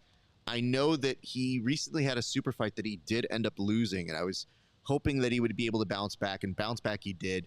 He's excellent in this rule set. Let's be very clear. Like, he is so good, and I know there's been a lot of love for J-Rod, but let's not forget the fact that Giancarlo is there as a consistent presence. And I don't know that we've seen the last of him. I think we could continue to see him have some good runs in this weight class, but this was definitely a weight class that a lot of people were interested to see on how it would play out. I would love to see him do the absolute. This is his second gold medal in the weight class. I would love to see him do the absolute, look to double gold. That's not something you see happen a lot. We like to cheer for the underdog and J-Rod. A very unhappy Gordon Ryan. Staying Matt's side. I just like to mention that was a gold medal brought to you by Future Kimonos. Thank you. Yeah. Giancarlo, I would love to see him do the absolute. His style scales well, size-wise, which is interesting for a very large individual. I mean, let's go ahead and take a moment to mute what is happening here, and let's see what he is saying in his post-match interview with Jake Watson.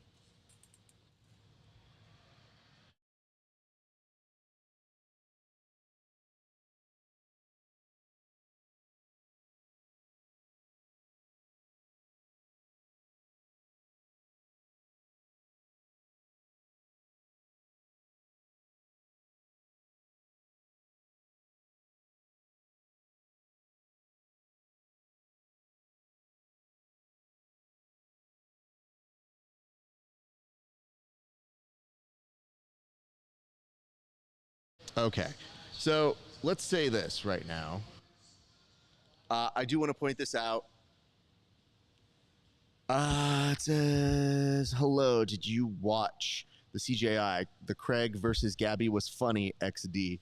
Yeah, it was okay. I mean, it was silly. It was more of a hook. It was more of a way to get us there. And I think it served its purpose in being lighthearted, and as long as we didn't take it for more than what it was. It's not to show like dudes are better at jiu-jitsu than women. It's just like they just have a thing, and we're just entertained by it. So they played it up for comedic value, but what they did was use it as a launching point to say, yeah, but look at these grapplers now. You're here. While you're here, why don't we look at these people who are going to win $1 million each? A rarity in our sport. So yeah.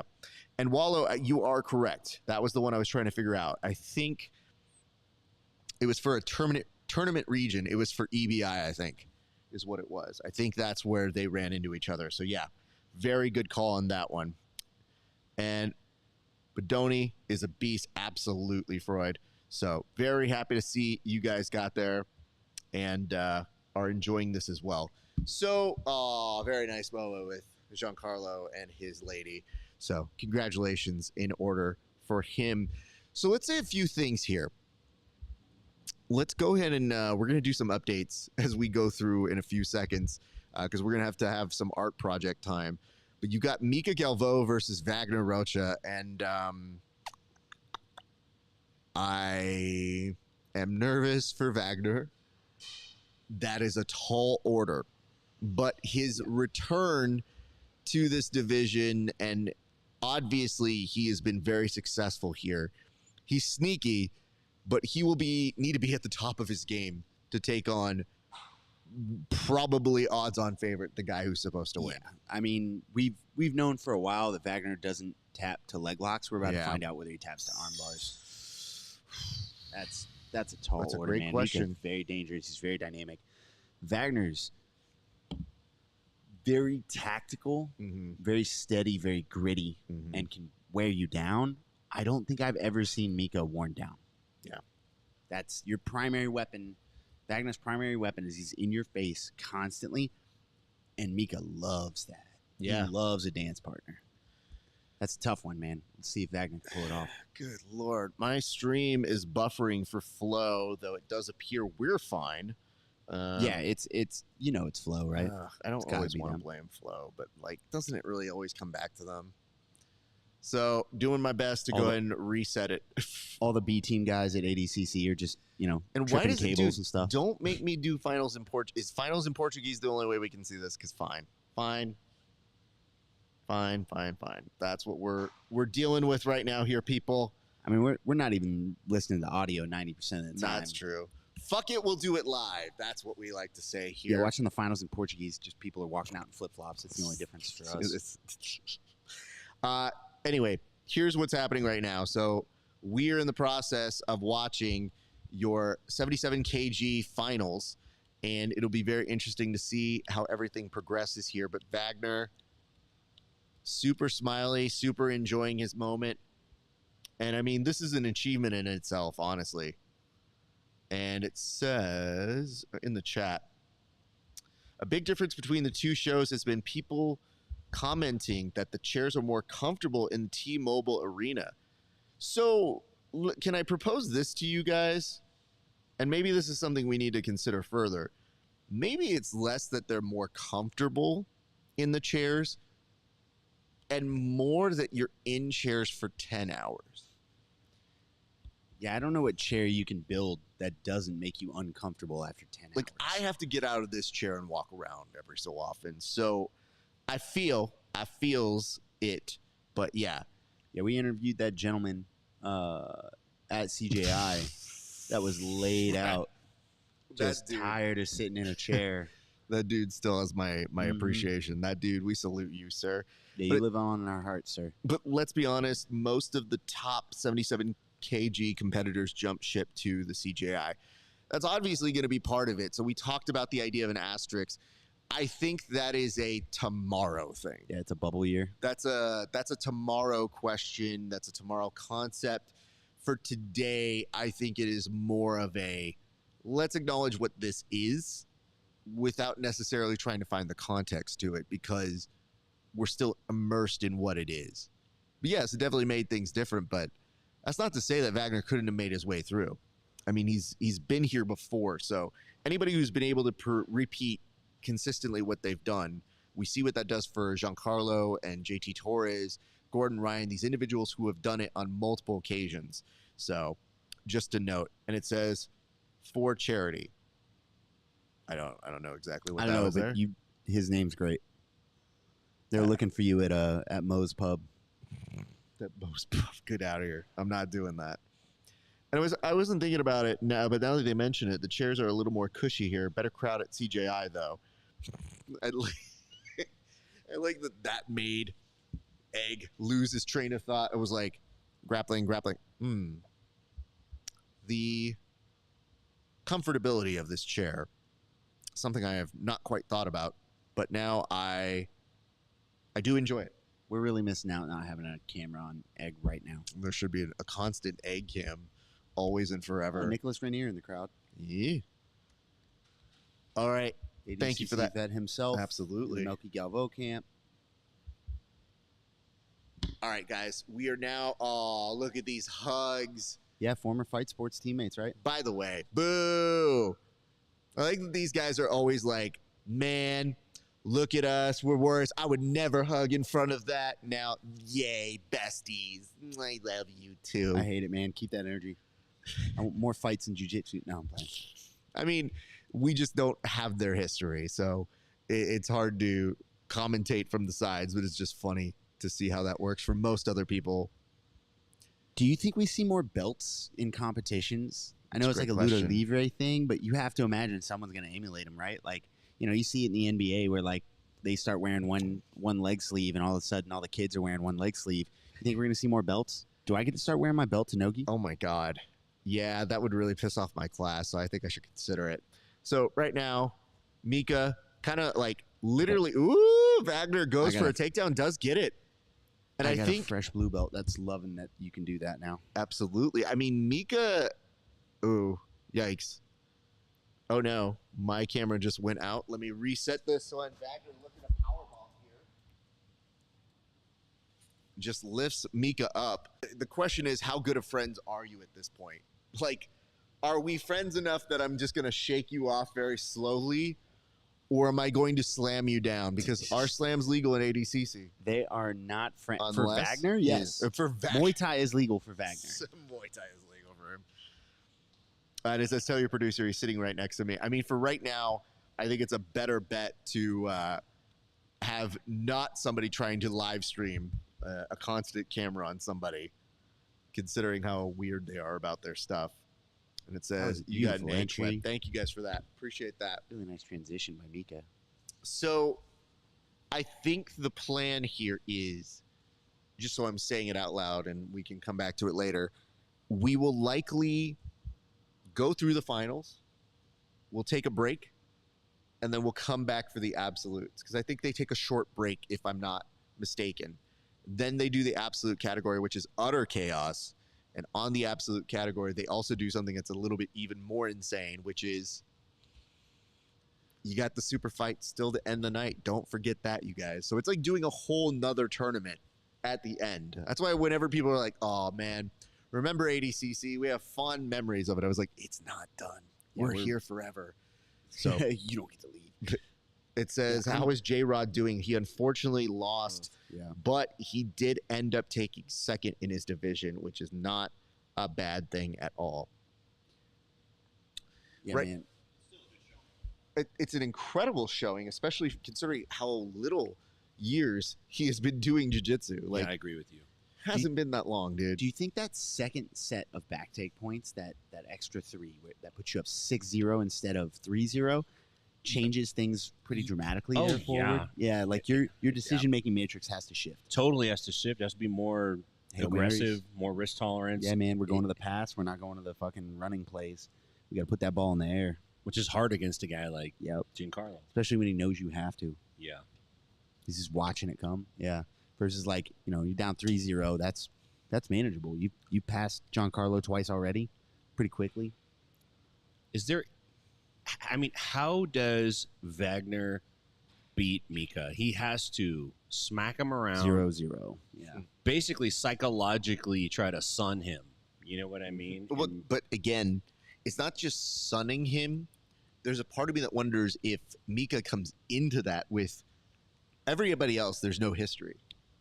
Sure. But with Wagner, you go, this is a little bit different of a role. Like this is a different vibe because he knows me. And does that get in your head? And then he just headbutted him twice. Sorry. I mean, why not? Yep. Yeah, I have my old high school wrestling coach to this day. To this day, if we wrestle, he's gonna beat my ass. Like there is something about, like, Wagner was a veteran, Mika was a fight sports guy, Wagner's a legend in the sport, and there is something about trying to beat Coach that is just. So let me see here. Freud Evolved. Please do a play-by-play of the match and talk about friendship later. That's an fair. adorable comment, except for one thing. You're forgetting the fact that friendship actually plays a role into the psychology of it. And if there was more relevant action, you would get the relevant action. So nice try on your comment. Try and come correct.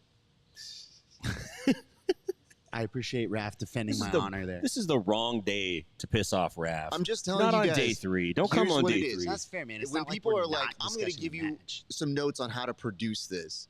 And it's like, bro, your comment isn't even produced well. So what I want you to know is we got to cut that one up. Just very carefully think about your words as you put them out, because we will roast you, and I feel no ill will about it.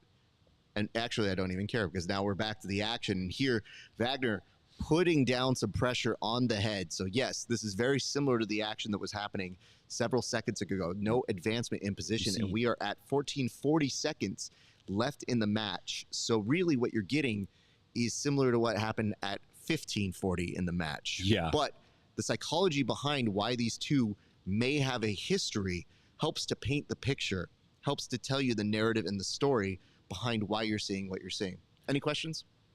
It's like Mika's going back and forth from the knee shield to the butterfly hook, and then every time Mika tries to get under him, Wagner cuts him off with grabs a little throat, and he slides him puts back his head square, in front of him and cracks him if he goes too deep. And Let me also point this out. Hey, kids, like, would someone please give Raph a snack? He's getting hungry. I have to tell you guys, no, I'm able to live for food without a long time. It's just the relative ease that people can throw a comment and you go like, no, that's what the comment deserves as a response. So Mika has played a lot more guard in this he has. ADCC run than I remember him playing. I actually in past think ADCC runs. Mika standing is more dangerous than that knee shield position that Wagner had him in. Yeah. I think my thought is he pulled guard to conserve his energy and take less calf kicks. Well, right? keep in mind take this. less calf kicks, right? A little bit earlier, Mika actually kind of got a little lost in the sauce, and Wagner got the takedown. Yeah. So as a result of that, oh wow, you know, it kind of Mika down too. Yep, but the nice part is, yeah, he can do it, and I think that's another testament to that big brothering. But now that time is done. Mika reverses a forward pressure from Wagner, and now Wagner is on his back, and Mika is inside Double control. under, beautiful foot That sweep. was Wagner beautiful. changes level, lowered, tried to drive in on a double leg. Mika with a counter foot sweep. That was beautiful. You don't see that off the blast double a lot, man. No, you do not. He timed it perfect. Yeah, it's hard to pull off, bro. Yeah, it is. It's hard to pull off. I mean, the relative ease that Wow. he had in it, it was like he got a gift. Yeah, Like, it's like he was drilling I've it. been working on this. Thank you Yeah. so much. And the recognition of it is quite incredible. I think Wagner may have made a tactical error when he let the fight go back to the feet. I'll be honest. You know? I don't know about a tactical error. Given the information he had, Yeah, that's I don't true. think it was a bad decision. But He just found out that, like, you know, Mika's still Mika. Like, even if you've taken him down before. Me coming into it, not seeing that first takedown, though, and Yeah, seeing yeah, him yeah, let yeah. Mika stand up, it's like, oh, why are you doing that? Why are you trying to do stand up with Mika, man?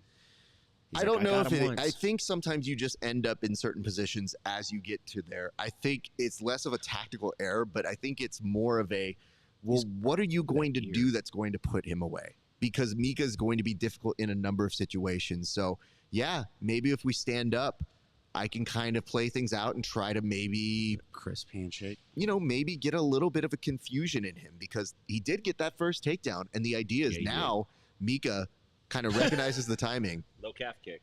Inside leg kicks, man. He's playing. Listen, they're investment shots. And it says B Team L. Sorry, Noah. Oh, that's about the J-Rod one. The other thing, Kevin, that I notice a lot about the collar tie grip now is guys are attaching the tips of their fingers to the far side ear, right on the top of the ear, just like a little baby handle. Like not the headgear. There's no headgear, but you can grab the top of the ear. Bit of the ear. Let me point this out though.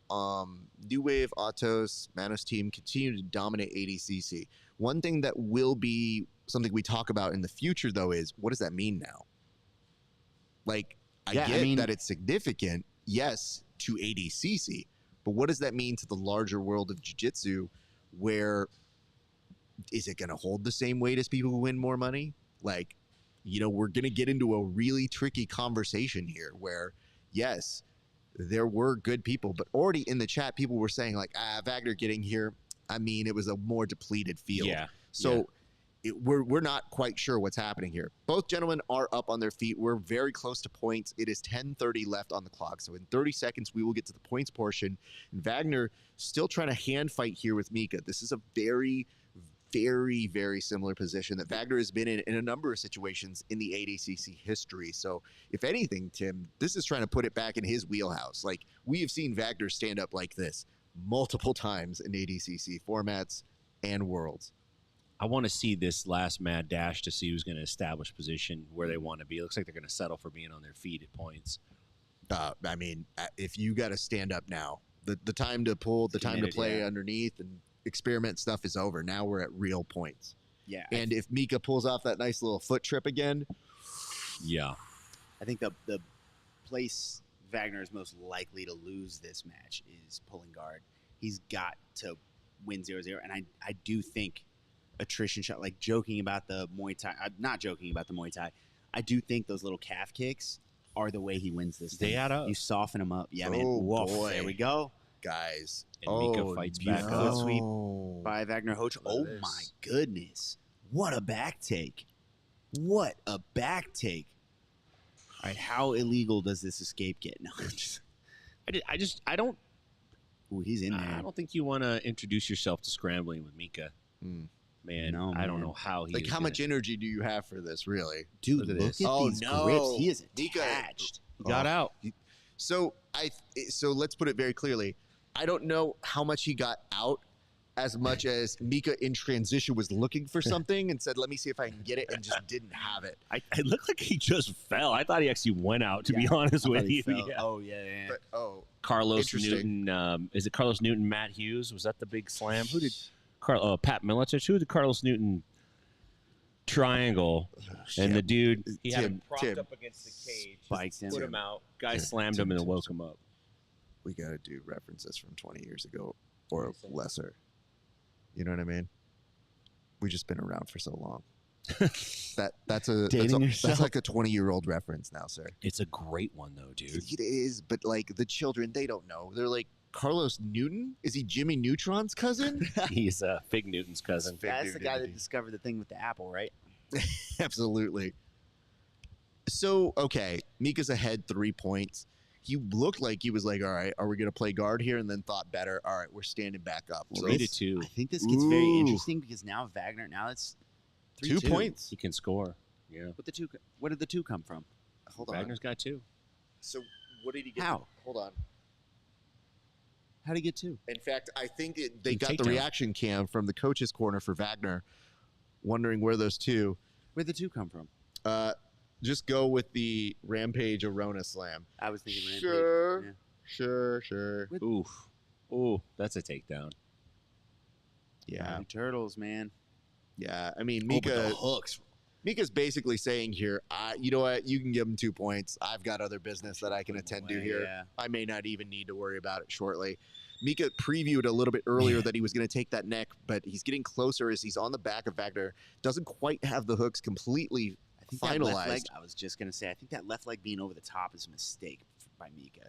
And then he fixed What's it. actually giving Wagner some time to dump him off. Mika's just staying on like a wet backpack as much as Under that possible. Chin, dude. I know, Is- Wagner's But he just dumps taking it. underneath, For the and Wagner forward now roll, yeah. is going to be on top. And I would be surprised that a referee's going to, you know what, this actually worked really well for Mika. They're going to stop the action with Wagner landing on top, and the photographer behind them is very confused. The He's like, photographer "What's- yeah." literally just did this, like, Yeah, two? he tries to forward roll and break him down and recollect. Don't try to make sense out of it, guys. We'll explain it later. It was Matt Hughes, though. Dude. Thank you. Somebody in the comments tell us where that 2 came from. Yeah, it was Matt Hughes. It was. Now that he mentions it, I'm like, yeah, that's it. God, this is. Oh, man. Chest to chest. It's very strange because, again, this did kind of work in Wagner's favor here. And he's looking to get that knee on the inside. A little bit of passing. Mika playing from bottom. Has a little bit of a knee shield. Wagner trying to find his way up and around. And it's interesting because the score is 3-2. We still aren't quite 100% clear on what the 2 was. Does it count as a takedown?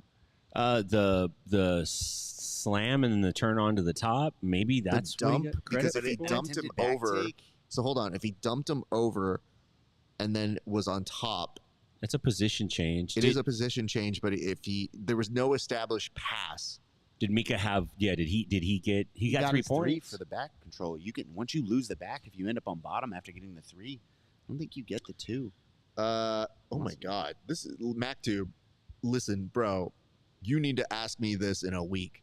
Are you guys going to cover Jiu-Jitsu Overdose from Eddie Bravo? Was I this don't this- even know. Hold on. I don't even know what I'm doing tomorrow, let alone what I'm going to do in December. It sounds like a lovely time, but it's a week full of Jiu-Jitsu. And I will say this. They were also in talks with us to do stuff. Yeah, tell them you want to see it. So like, if you want to tell see them. it, tell them. And if that's the case, they can get back in contact with us. Dude, I'm the easiest person in jiu-jitsu to find. So we're receptive to it, but we would need to. I have kind of one rule about working with crews and individuals for production. Take care of my team. If you take care of me and my team, everything is possible. All things through my gotch. But take care of my team. That is really the main thing I look for, especially in a sport that is burgeoning. So right now, 4:51 left on the clock, and Wagner's still looking to press this. He does need a pass, though. He does need to get some points up if he is going to win this. And what a Cinderella story that would be for Wagner to come back and win. And yeah, that would be incredible. You know, and the challenging thing about Mika is if you do get the pass, can you maintain that for 4.5 minutes without? Hold on, wait, Egghead, you're part of my crew. Like you're literally part of the people I said take care of. And Egghead going scab on me right now, being like, "I'll cover jiu-jitsu overdose if they pay my way." I'm like, "Bro, you're in my group." Hey, just make sure Egg, you and Isaac grab some food because we don't have any here. Yes, facts. But we can for yourselves. Yes, for yourselves. We have some, but we didn't get. Well, you're just enough. not here right now. Yeah. But in transition, when you're in transit, feel free to get some food.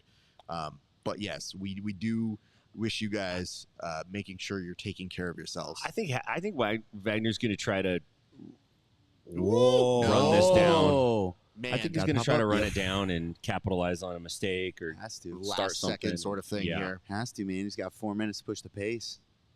Look at Wagner's Takedown wins it for him. That was the unk tax. That's where the 2 points come from. Thank you for that, Wallow. And by the way, thank you again for those wonderful donuts. Did we bring the donuts? Dude, that's inside today. Yeah, they're in the car, I think. Oh, he's calling. Wagner is calling for a stall penalty. Wagner, you got running 2 points magically, bro. What are you talking about? Like he now, just threw this is you Wagner, or attempted to throw you. This is classic Wagner. It is classic, but it's playing more to the referees than anything. Not Sure, even, it's a little bit of posturing, but it's definitely trying to be like, come on, ref, Trying what to are we get that doing here? call. That call ties it up. Let me have an overtime. What just happened with the ref signal? Well, that's a great question. He's chirping at him. How are you going to chirp at him? A little bit of a snatch single attempt. Here's the thing, though. The onus is really on Wagner to make this work. There's 3 minutes and 2 seconds left to go, and he is down a point. Now, a takedown would be possible, and man, I'm going to have to try that in the future because grabbing somebody by the head and just shaking them a little bit. Sergio does that, and it makes me want to punch him. Oh, my God. And that's why he does it. It's like eventually you can take the 2 or 3. You're like, what? This is annoying, and then you're like, I'm right, and then you push it off. That's what they're looking for, right? That aggravation. They're looking for the big FU reaction. Yeah. That gets them an opening for a takedown. Yeah. Nice little posture. It's actually, in my opinion, significantly less effective than a classic collar tie, but it's way more annoying. I know. It's psychological warfare. I bet a real jerk came up with that one too, like some guy that just annoys his Sergio partners. Ardea. I didn't say that about you, Sergio. Sergio, you know who you need to take going care down of. to 2 minutes, man. Yep, we're getting close to the end of this match. 2 minutes left to go. They are both standing up.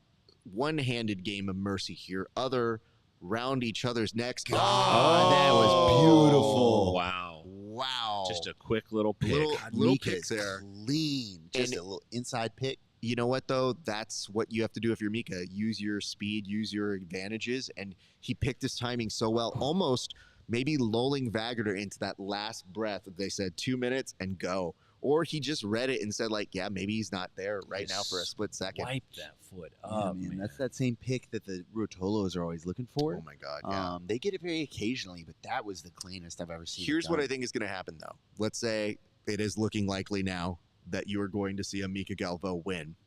Yeah.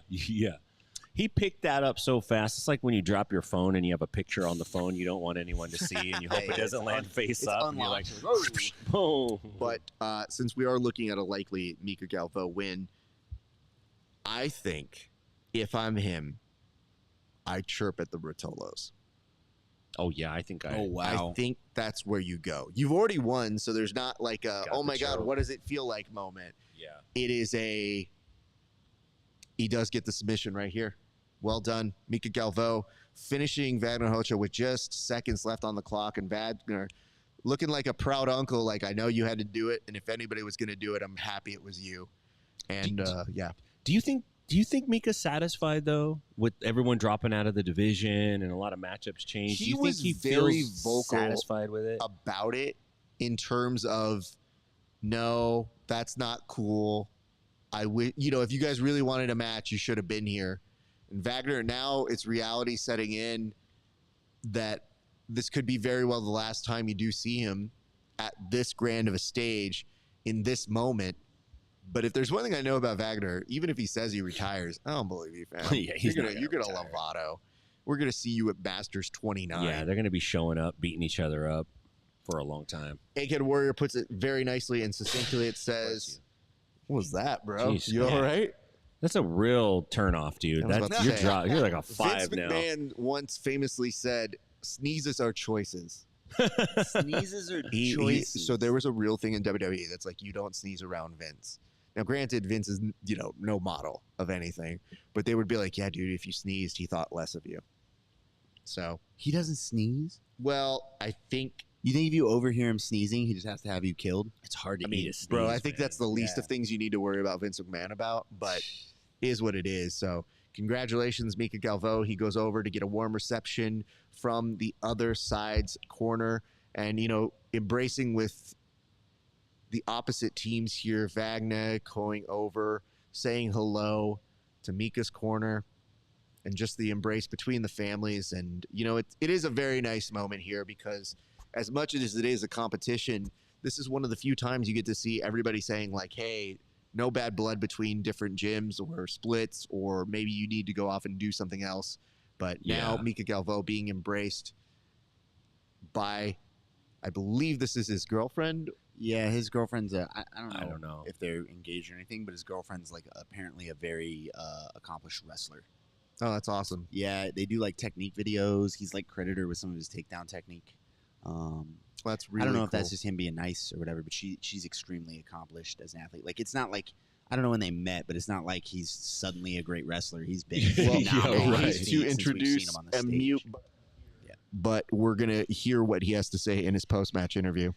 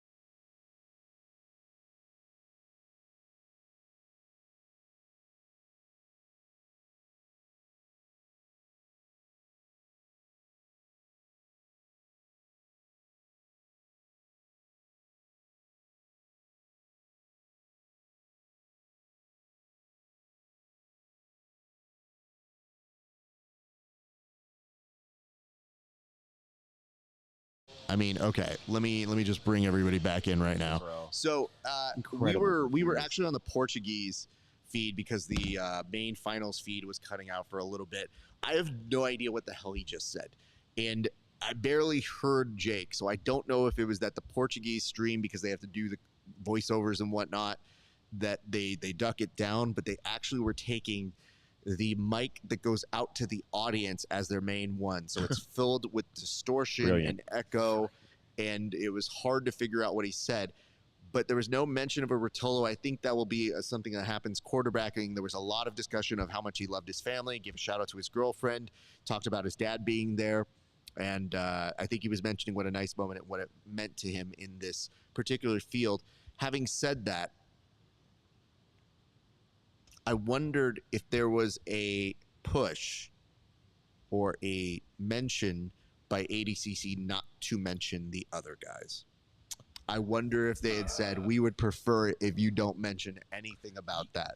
Possible, because I did notice somewhere about 3 weeks ago, it seemed like all the responsiveness and reactionary like communications kind of went radio silent in terms of mentioning CJI, talking about the athletes. Like, they did show Nicky Rodriguez on the camera a few minutes ago during J-Rod's match, but I would think, I think you're right. I think bet they've they made a discerned thing to keep ADCC talk about ADCC. I think that's a good idea, though. And it's publicity. I want to point out this comment here, which is, you should understand that we aren't watching it. That's why we are listening. So you guys should say more who's going and the score and who's next.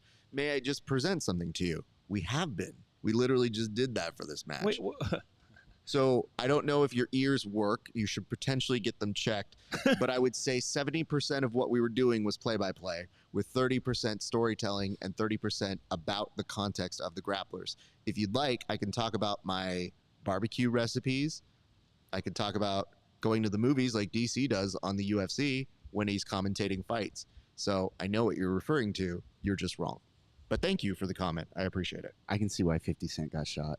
Hey, you don't get to come after me. Mine is within the context of this. I didn't go to these people and be like, hey, we had a thing when I used to work at the Tonight Show, and there's audiences. And there was a page who worked for me. And we would always try to let audiences go that wouldn't get into that day's taping. And it was a tough thing because it's a free taping, but people would be screaming at you. And I just learned to take it. I would give everybody 5 minutes of my time, and then I would look at them and I would give them a response, and I would try to do this.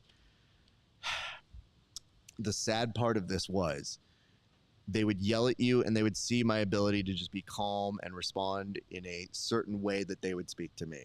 Yeah. But then one day she told me, she's like, what the fuck are you yelling at me about? You know, to us backstage, like telling what she wanted to say. And she goes, I don't go to your fucking hot dog stand and tell you how to fucking give somebody a fucking hot dog on the streets. And I go, you're my new favorite. You have spoken to me. And it says, anyway, we don't know who he is. Please say names. Wow. We've been very clear about I thought that. about that when he was talking about the foot sweep. Oh, beautiful foot sweep, but we didn't say who Sure, got absolutely. what. Those are moments. Yeah, this is where I kind of felt like Raph maybe was, just getting a little irritated, but now I'm getting irritated. It's like, How am I the reasonable one? What? Yeah, what did you tune into, man? Like, this is just live coverage of the whole weekend. This is not play-by-play dedication it's to a your mix. favorite match. It's just, people have very particular wants and needs, but they have very particular ways of demanding it, not asking for it. Especially on the internet. So it's just kind of like, hey, he's listen. a little aggressive with the demand, but I think it's fair to say, hey, man, use names. So I Oh, can would you mind keep up. using some names? I'll use some So, names. is this a good time to put the sticker on? Yeah, go Why for it, can we bro. do that now? How am I the reasonable one? What? This is crazy. I don't Kevin? think you're being that Kevin? reasonable, honestly. You don't think I'm being that reasonable? I think what you're doing is you're giving too much credence To the internet. to a comment that doesn't have an actual intent of, hey, man, could you do that? That'd be really nice. He's I would not ask engaging in good I would be faith. very polite in asking. You're giving him too much grace, Listen, Kevin. I'm here for the heat. I don't have a problem with this. I just didn't realize that was the tone we were setting today. Yeah, I've spent 3 Amazing. days with you. I've heard you say all kinds of I was heinous about to shit. say, usually I'm the one. And now you're concerned about Joe Brazil here, man? Come on. So just so Pronounce you Jose. know, that's only on one part of it. There's multiple streams going on, Joel. But you know what's great is, Joel, you're staying around to hate watch now. So I don't know exactly what you want. You Hate don't have watch? to watch. I mean, he's given us no wonder why you got only 24 people. It's like, bro, we have multiple streams going on, so it's not just 24, my friends. To be fair, Mm. some of some of the people that I really, really have gotten to like and gotten to know from doing Inside BJJ hated me in the beginning. Oh, yeah. And like I met them through their like, you suck. Why are you doing this? You should do this. You should do that. And ended up, and they've listened to all the shows. So I would say a significant portion of the people that like me in jiu-jitsu started out hating me. Yeah. Really solid. Mario Gayor, we were talking about, and Kiahi from the PGF are two of my favorite people in jiu-jitsu, and they were like, "Oh yeah, I fucking hated you." Like handsome Kevin, fuck this guy. Fuck this guy. I think there's a weirdness where the people who ask kindly never get spoken to like that. Never what? The people who ask kindly never get spoken to like that. Yeah. There's just a difference in the approach. Yeah. So, hey guys, would you mind saying when the fighters walk out what their music choice was and what they're wearing? Thank you. Wallow J, you are too funny. Thank you so much for that, brother. Hey, what I can tell you guys is this. it's going to be a hell of a match, too. If you are sticking around, we appreciate you. Thank you for tuning in. But we're going to bring you a hybrid of coverage, still with a lot of stuff to talk about. And yes, maybe an alternate to what it is you already have. So if you are here, thank you so much. We love you guys. All right, next to the thing. We are now getting back to the action. Look at this. All right, Wallow J, we've got Baby Shark in black and gray and a black belt with double knee sleeves, and Pato in the grossest kit I've ever seen in my life. It is Oakley. Oh, yeah, he's got an Oakley sponsor. Wow, Yeah, good for him, though. Good for him, man. Cash in. They should make That him thing is wear heinous. Oakleys. They should have put the whole competition. Some the whole- wraparounds. Yep. Yeah, dude. I hope he didn't design that because whoever did you dirty, Pato. I don't know why. How many viewers you got, buddy? No. This man has 4 followers on Instagram. It looks like a prototype Wolverine reject suit. Where they're like, we think we could put him in shorts. We think it would be cool. And they're like, no. Logan doesn't wear shorts. So talk to me about this matchup. Why does it make sense for you guys? What are you excited to see about it? Well, I mean, Diogo Hayes is the number 1 dude, and Diego Pato is like the number 1.5 dude. He's right on it, and it's going to be a war. And I think this match right here, because there's no under 66 kilogram CJI work going on. I mean, let's just be real. This is the match to determine like who's the king of this division. Yeah, this is the true championship for sure. Pato is a terrifying leg locker and submission artist. Terrifying. Yeah, he is really, really scary. And Jogo is good everywhere, like obscenely good everywhere. Shouldn't be allowed good everywhere. Pato's so scary with his legs that the copycat Patos are scary. The guys that are just trying to copy what he's doing is like, PJ hit that little reaping inside heel hook that Pato popularized. Yeah. When they come across with the reaping leg in entanglements, you can go ahead and bite on that and run an inside heel hook. Fucking entanglement, fucking knee line. You just run that shit. Yeah. Yeah. That's what PJ picked up today, right? Yeah. Yeah. Boy, and that's on frightening when Costa? it comes on, too. No, not Costa. Who was PJ? Who was PJ in there with? He beat, let me see. Costa's too big for him. I'll tell you right now. I got the brackets over there somewhere, but we'll get Elijah to those Dorsey. in a few. We Yeah, just saw that's Pato right. pull guard. I was surprised with how long he stood with Jogo in the first place. Jogo, a couple ADCC back when he had to do trials. A Brazilian I remember trials. when I had to do trials. Yeah. In Brazilian trials, he got to the finals and made a point to take someone down, we'll say a lot of times, like 6 times, and refuse to actually collect the points, like cut them, wrestling style, take him down, let him up, just to make the point that he could. Pato's on the way. He is a phenomenal wrestler. I was surprised how long Baby Pato stood Shark with him. Granted, no point. almost stepped around it and then tried to kind of lean out of it, but back's not fully out of danger here. Nice. And instead, Pato may be using this as an opportunity to kind of secure side or the back, but in this particular juncture, you do see Baby Shark a little bit stuck in this position. Yeah, Pato using the little matrix back take to threaten the leg entry, then threaten the back take, then use the body lock to sweep and build up on top. We don't see Pato play top a lot. This is going to be very interesting. I'm sure he's very good at it. Yeah. Usually. Yeah. Because I don't know that game. Yeah, man. Like, I'm not a I wrestler. guess I'll do it in dog. the ADCC finals. Is probably not, what this decision is, but ends up in half guard. yeah. Jogo Hayes is able to go from leg drag and put him back in a half guard. It looked like Pato tried to step over and collect the legs and package him he up, tried and to it hit just that didn't. little like Dagestani leg bind or whatever, and Jogo refused. I've had a coach. I have no idea. Don't at me. I've had a coach say that an MMA coach say that nobody good should ever get their legs locked in that.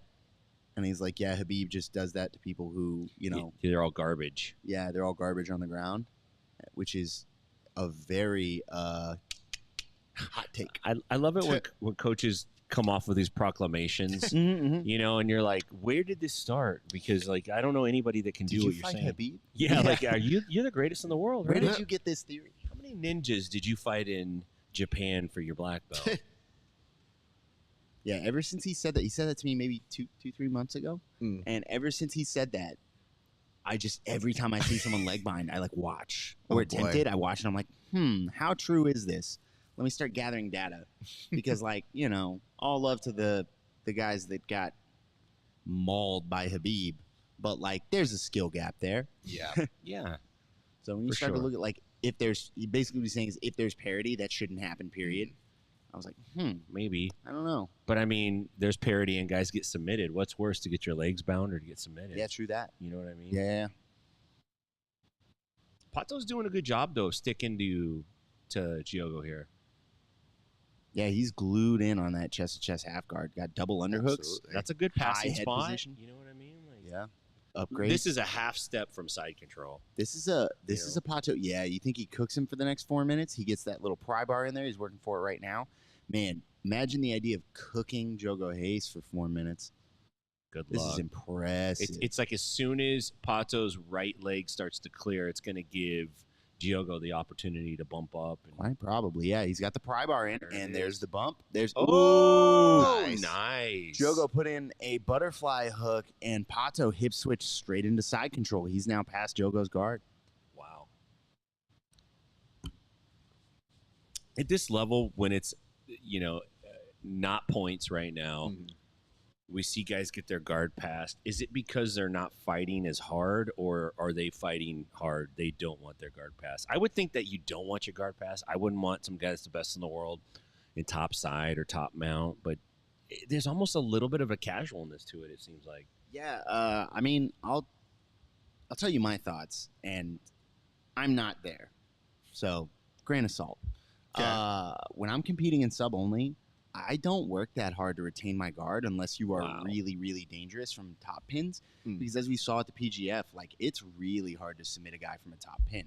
So if there's no points involved, the thing that's going to kill me is not you getting past my guard. It's what retaining my guard is going to do to my gas tank. If you really have a good position, chest to chest half guard is a good example, and you're going to cook me with that position, cooking has to be mutual here. I have to fight you back.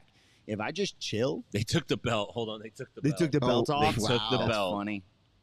I mean, at a certain Back point, to white belt, Jogo Hayes. They're gonna go test the belt. Remember when they would X-ray a bat to see if it's corked in baseball? They're gonna take the belt out, put it in an X-ray machine. He's got razor blades in there. He's got acai in the belt.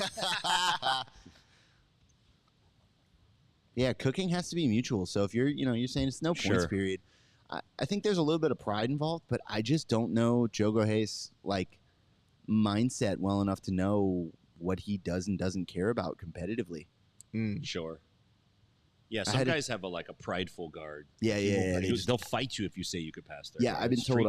I used to train with Bruno Frazado. Really, that was my coach when I was a blue belt, and I'd been told multiple times. People were like, "Oh yeah, you'll submit him, but you're never passing his guard. It is submitting him is much more attainable than passing his guard. He just will not accept it. He has a phenomenal guard, and he makes it a point of pride. But if you're you're a blue belt and get a nice little leg lockers on him or something, cool, nice job. I don't care. Doesn't have any ego around the submission at all. You don't pass his guard. That's doesn't pretty have any funny. ego around. He's a very chill guy in general. But I think we all have those spots that we Yeah. I'm like, nah, man, this is my thing. For him, he's like, nope. I mean, I feel that way offensively. Many times I would rather get a really nice sweep than get a sub because I just feel like, Sick. man, this is so freaking cool. I Yeah, reversed you. I lifted your body up off the ground. Yeah, you had what you wanted. Yeah. Yeah. There's a psychological, like, when you get swept, you know. So we want to thank everybody who is also watching us on Twitter. Thank you guys Yeah, for thank you tuning guys. in. Appreciate that. Just to kind of fill you in on what's happening over here. Now, granted, we've gone through all of our finals. This will be our last final before they get to the absolutes. So we'll take a short break, and then we'll resume coverage here. But just so you guys are aware, that is it's a very interesting split that's been happening this way in terms of individuals who are interested in seeing either of these two win. I think the common consensus is most people want Baby Shark to win. Nonetheless, there is a kind of swelling for Diego Pato to be like, I'd like to see him take it home this time. Yeah. I mean, these guys are both phenomenal. Look at this. Kev, are you still doing the Nashville qualifier, or are you full on media now? I keep going back and forth. I'm not going to lie to you. We were talking about it yesterday even. And I'm like, man, I got a couple things. One, I love the PGF. I love competing on the PGF. It's so fun. I like being a part of it. I like hanging out with you guys. But 205's big, dude. 205's big, dude. It's a jump. It's large. I'm giving up 15 pounds before we even start discussing a weight cut. Ooh. Pato in on a leg attack here. Baby Shark not fully out of it, but is that the same leg that he has a brace on? Pato crosses over, has the reap, triangles the legs. Not super secure for a break or for a full-on just yet, but he's starting to now just try to get any grip he can, putting his chest into it. He's got two. Oh, man. No, it's just like it's comes just loose. right out. It looked like he had such a secure grip, and it's like, I got Crisco foot. You know what it is? Is it just takes Crisco foot. It takes a second to usually use that as a fake out to come up to something else. That was the move, though. There was no fake out. It was just like, hey, I'm trying to grip anything else and handle here. So Pato has your leg. That's it. That's the one he wants. But now they're 9:45 left on the clock. It is. I mean, now we're in point. So if we're sitting on the ground, we might be here for a minute, and that works well for what Pato was trying to do in that particular offset. It's a pardon my ignorance. Diogo, is he a art of jiu-jitsu guy or Pato is. Yeah, well, he goes in Milky Galvo's camp. Pato does not have the art of jiu-jitsu uniform. If No. he's going to be in the proper church of art of jiu-jitsu, you got to have a black rash guard. Yeah, Neon's crazy. Black shorts with black spats. Yeah, he's going to lose a stripe when he gets home. For sure. Absolutely. I mean, Baby Shark tried to throw his own strangle there. Didn't quite get it. That's a bold one, man. Look at this. This little leg lock shootout with Pato is crazy. Oh, man, Give him his wow. best chance to finish you. Pato's in deep with an overwrap. Jogo's defending. But you know what, though? It's the Tasmanian speed devil of trying to secure that back in the transition. Yeah. Doesn't quite get it. And Baby Shark reapplies his knee pad as they go back to the center and crawl like strippers getting their money at the end of a night of tips. Oh, it's a tic-tac. I thought it was a gold coin. Never mind. Oh, God damn it. I thought this was going to be a 20. Yeah, Wallow. I'm not full on media. I don't know whether I'm doing the 205 season. I probably got to talk to Brandon about it and get my head wrapped around it. Because it's quite literally like, I know I'm going to have a good time hanging out with everybody else, and I think competing against 205ers that are trying to break my legs is going to be a bad time. What are you walking around at? About 190. Oh, yeah. Yeah. It's funny because I saw you and I was like, he's definitely like 2. What's that? He's definitely like 195 right now. What do we got going on? You know what I Look mean? at Like, this. especially after the food this week, I'm like, Oh, no. snap. It seems like Pato's getting some entries that look like he might be able to turn it into something, and Diogo just like, nah, man. I mean, Diogo's movement is so instinctively the baiting right them. choice consistently to get out of this stuff. But all it takes is one bad break. This is deep, guys. And that was a great set. He's going for the Pato's hand. rechambering, but Diego loses it in a few seconds, just in transition. But my knee popped right there. I will tell you, He's though, taking damage. him chambering these all together, it gives you the intention of maybe he's not getting it now, but maybe we're just seeing the continuation of getting closer and closer of what could be inevitable. Or if Baby Shark is just able to pass here, as He just threw his body across. Didn't quite get it, but Pato kind of scooting his way back on up. Yeah, Pato has had some he's gone as far as to bait heel hooks. Just then, a second ago, the exchange we were caught up in, Pato had baited an outside heel hook for Jogo Hayes. They were in double butt scoot, and then he used an underhook on the leg to invert and hit, I've heard it called like the tone and roll. Oh, yeah. Yeah, right. Yeah. I remember that. Yeah, Gary hits that. And go right into the legs for a deep, deep look at an inside heel hook that Jogo, he had to have taken some damage on his way out. It looked like he did, to be honest with you. Yeah. You never know it. He's so stoic. Yep. Here's where we run into the problem, right? Pato is almost certainly winning right now on the judges' cards. If you're judging fairly, Pato is almost certainly winning on the judges' cards. He's had Jogo in deep danger several times. But when we go to overtime, Pato has to wrestle Hayes. Now, what is, yeah, you're right. Because if we go to overtime, how many minutes do they get in overtime for the finals? Was it 15? Or is it that long? It's 10? 10-minute overtime. It's 10, yeah. And that's not first score, right? It's not like golden score. No. It's just, It'll go the full 10. We're just there. And then Pato's going to have to take the -1 or the takedown. What if there's no score at the end of the 10 minutes? They do another one? Decision. Goes to decision. Yeah, referee's decision. I think it would be very surprising to me if there wasn't a score at the end of 10 minutes. There's going to be a score. Yeah, there's such a gap there between the two. It'll be more interesting to see whether Pato pulls and spends his time hoping that Jogo seems like the type of athlete that he's not going to run. He's 100% going to try and pass Pato's guard. So does Pato pull immediately and rely on that, or does he make Jogo take him down? Hold up. 2 penalties? For what? For trying to finish the match. Yeah. We have just found out that, maybe you guys knew. I didn't know. They just flashed up the graphic to let viewers know that Diego Pato has 2 penalties. I think there's an issue where, like, you can butt scoot, but if it becomes like a butt scratch, then you get a penalty. If you're just like, you know what I mean? Yeah. They were like, have you considered that you're competing against Jogo Hayes? Penalty. Got it. Interesting. Man, what for? I'm not a fan of that. So if it goes 0-0, are they going to go to the penalties to decide who wins? At this point, if it ends in 5 minutes with no change, is Diogo the winner? Jogo is the winner. Oh, I don't like that at all. Yeah, dude. Jogo wins by 2 points. Yeah, this is silly. That's disheartening. And Hayes is going to mount. Whoa, Look at this. Man, he's about to make it a non-issue by passing. Holy Jogo Hayes is about to pass Pato. He's going to get The it. head arm is looking real nice right now.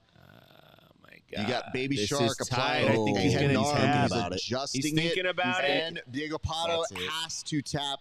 And your double champ, once again, is going to be Baby Shark. Wow. A great night between him and a great night between Mika Galvo as double champs. And yeah, we're talking about double champs. It's not just them. Giancarlo as well. Yeah. Coming back in, winning again.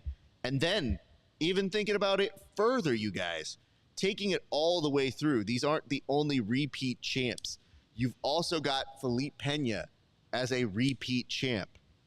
You also, when you look down at it, you've got Duarte again. Like, these are all very, very familiar names in those top 3 seeds every single time. So even though things have changed for ADCC, the particulars may have changed, the participants may have changed, you still have the same superstars finding their way to the end. And that, again, is going to be very interesting when we get to everybody talking about who did better, who did what, and who blew away everybody. So a few things before we kind of take a nice little break here. What we'll do, we'll take a break. We'll get some of the topics that we weren't able to get on the board when we come back for the absolutes. But to my knowledge, I believe they are going to take a short sabbatical. We're going to put some food in our mouths, and then we will come back to kind of give you the absolute coverage that I think you guys deserve. So thank you so much for watching along, and thank you to our sponsors. Our presenting sponsor today is our good friends over at Inverted Gear. Thank you so much for coming in. We appreciate you guys. We love you guys. You've been long-standing friends of the jiu-jitsu community, and the people you have endorsed and supported over the years have been so incredible, and you guys have been friends from us by far for so long. And Nelson, we appreciate you. Thank you for coming in and making this stream possible for us to do some nonsense. So, and it says, before we go on out here, I think the bracelets everyone wearing at the ADCC are mind control devices. Well, you know what? I'm going to get out of here before our guy starts to get us canceled on this side. That's the most 10th planet comment I've read it's this weekend. It's super, you know what I mean? It's like, way to make us look like we're more paranoid stoners right now. But thank you so much, you guys. We'll see you back in a little bit. But in the meantime, go enjoy these wonderful commercials from our sponsors, and we'll see you back in a little bit. Welcome back to another installment of the Bullpen. Kev, we got a huge board. Why don't we get straight to it right now? Go ahead and lead us off. Yeah, thanks, Raph. I mean, today we're talking about the clean aesthetic of Gold BJJ. Their phenomenal streetwear they've got. It's not just training gear, guys. You can get streetwear. Raph, are these all Gold BJJ? All of these cards are Gold BJJ? Yep, just read the script like we talked about. Yeah, you're right. They've got a variety of styles. They have a bag. It's phenomenal competition gear. You can bring it with you. You can throw it in the wash. Raph, these are really cool. Are any of these for me? Like that bag? No. They didn't have any stuff for you. They ran out of your Well, they're sizes. really affordable if you need to go out there and get them. You can just get the stuff, goldbjj.com. These shorts are awesome. I'm going to get this. Wait. Oh, this Do they have a second set for me? Is that a thing they have? You know, they were like, hey, man, we ran out of stuff, and they didn't have it in your size because like fat. You know what I mean? So, like, these are all for like me. Anyway, go visit our friends at goldbjj.com. 10,000 hours is a steep mountain to climb to become a master, especially when the task at hand puts a relentless demand on your body. There is nothing casual about this sport. It's all in, all effort, all focus. It takes a lot from you, but the reward is unmatched. Mastery of oneself, an acute understanding of your weaknesses with an explosive sense of your strengths. Being able to complete the climb to mastery requires the proper nutrition. This is why it's important to take in a potent blend of electrolytes that is in tune with your output and brings strength to your goals. This potent blend is only found in Salt Electrolytes. Salt targets your depleted electrolyte levels with a boost of hydration and health. It gives your body the baseline recovery it needs.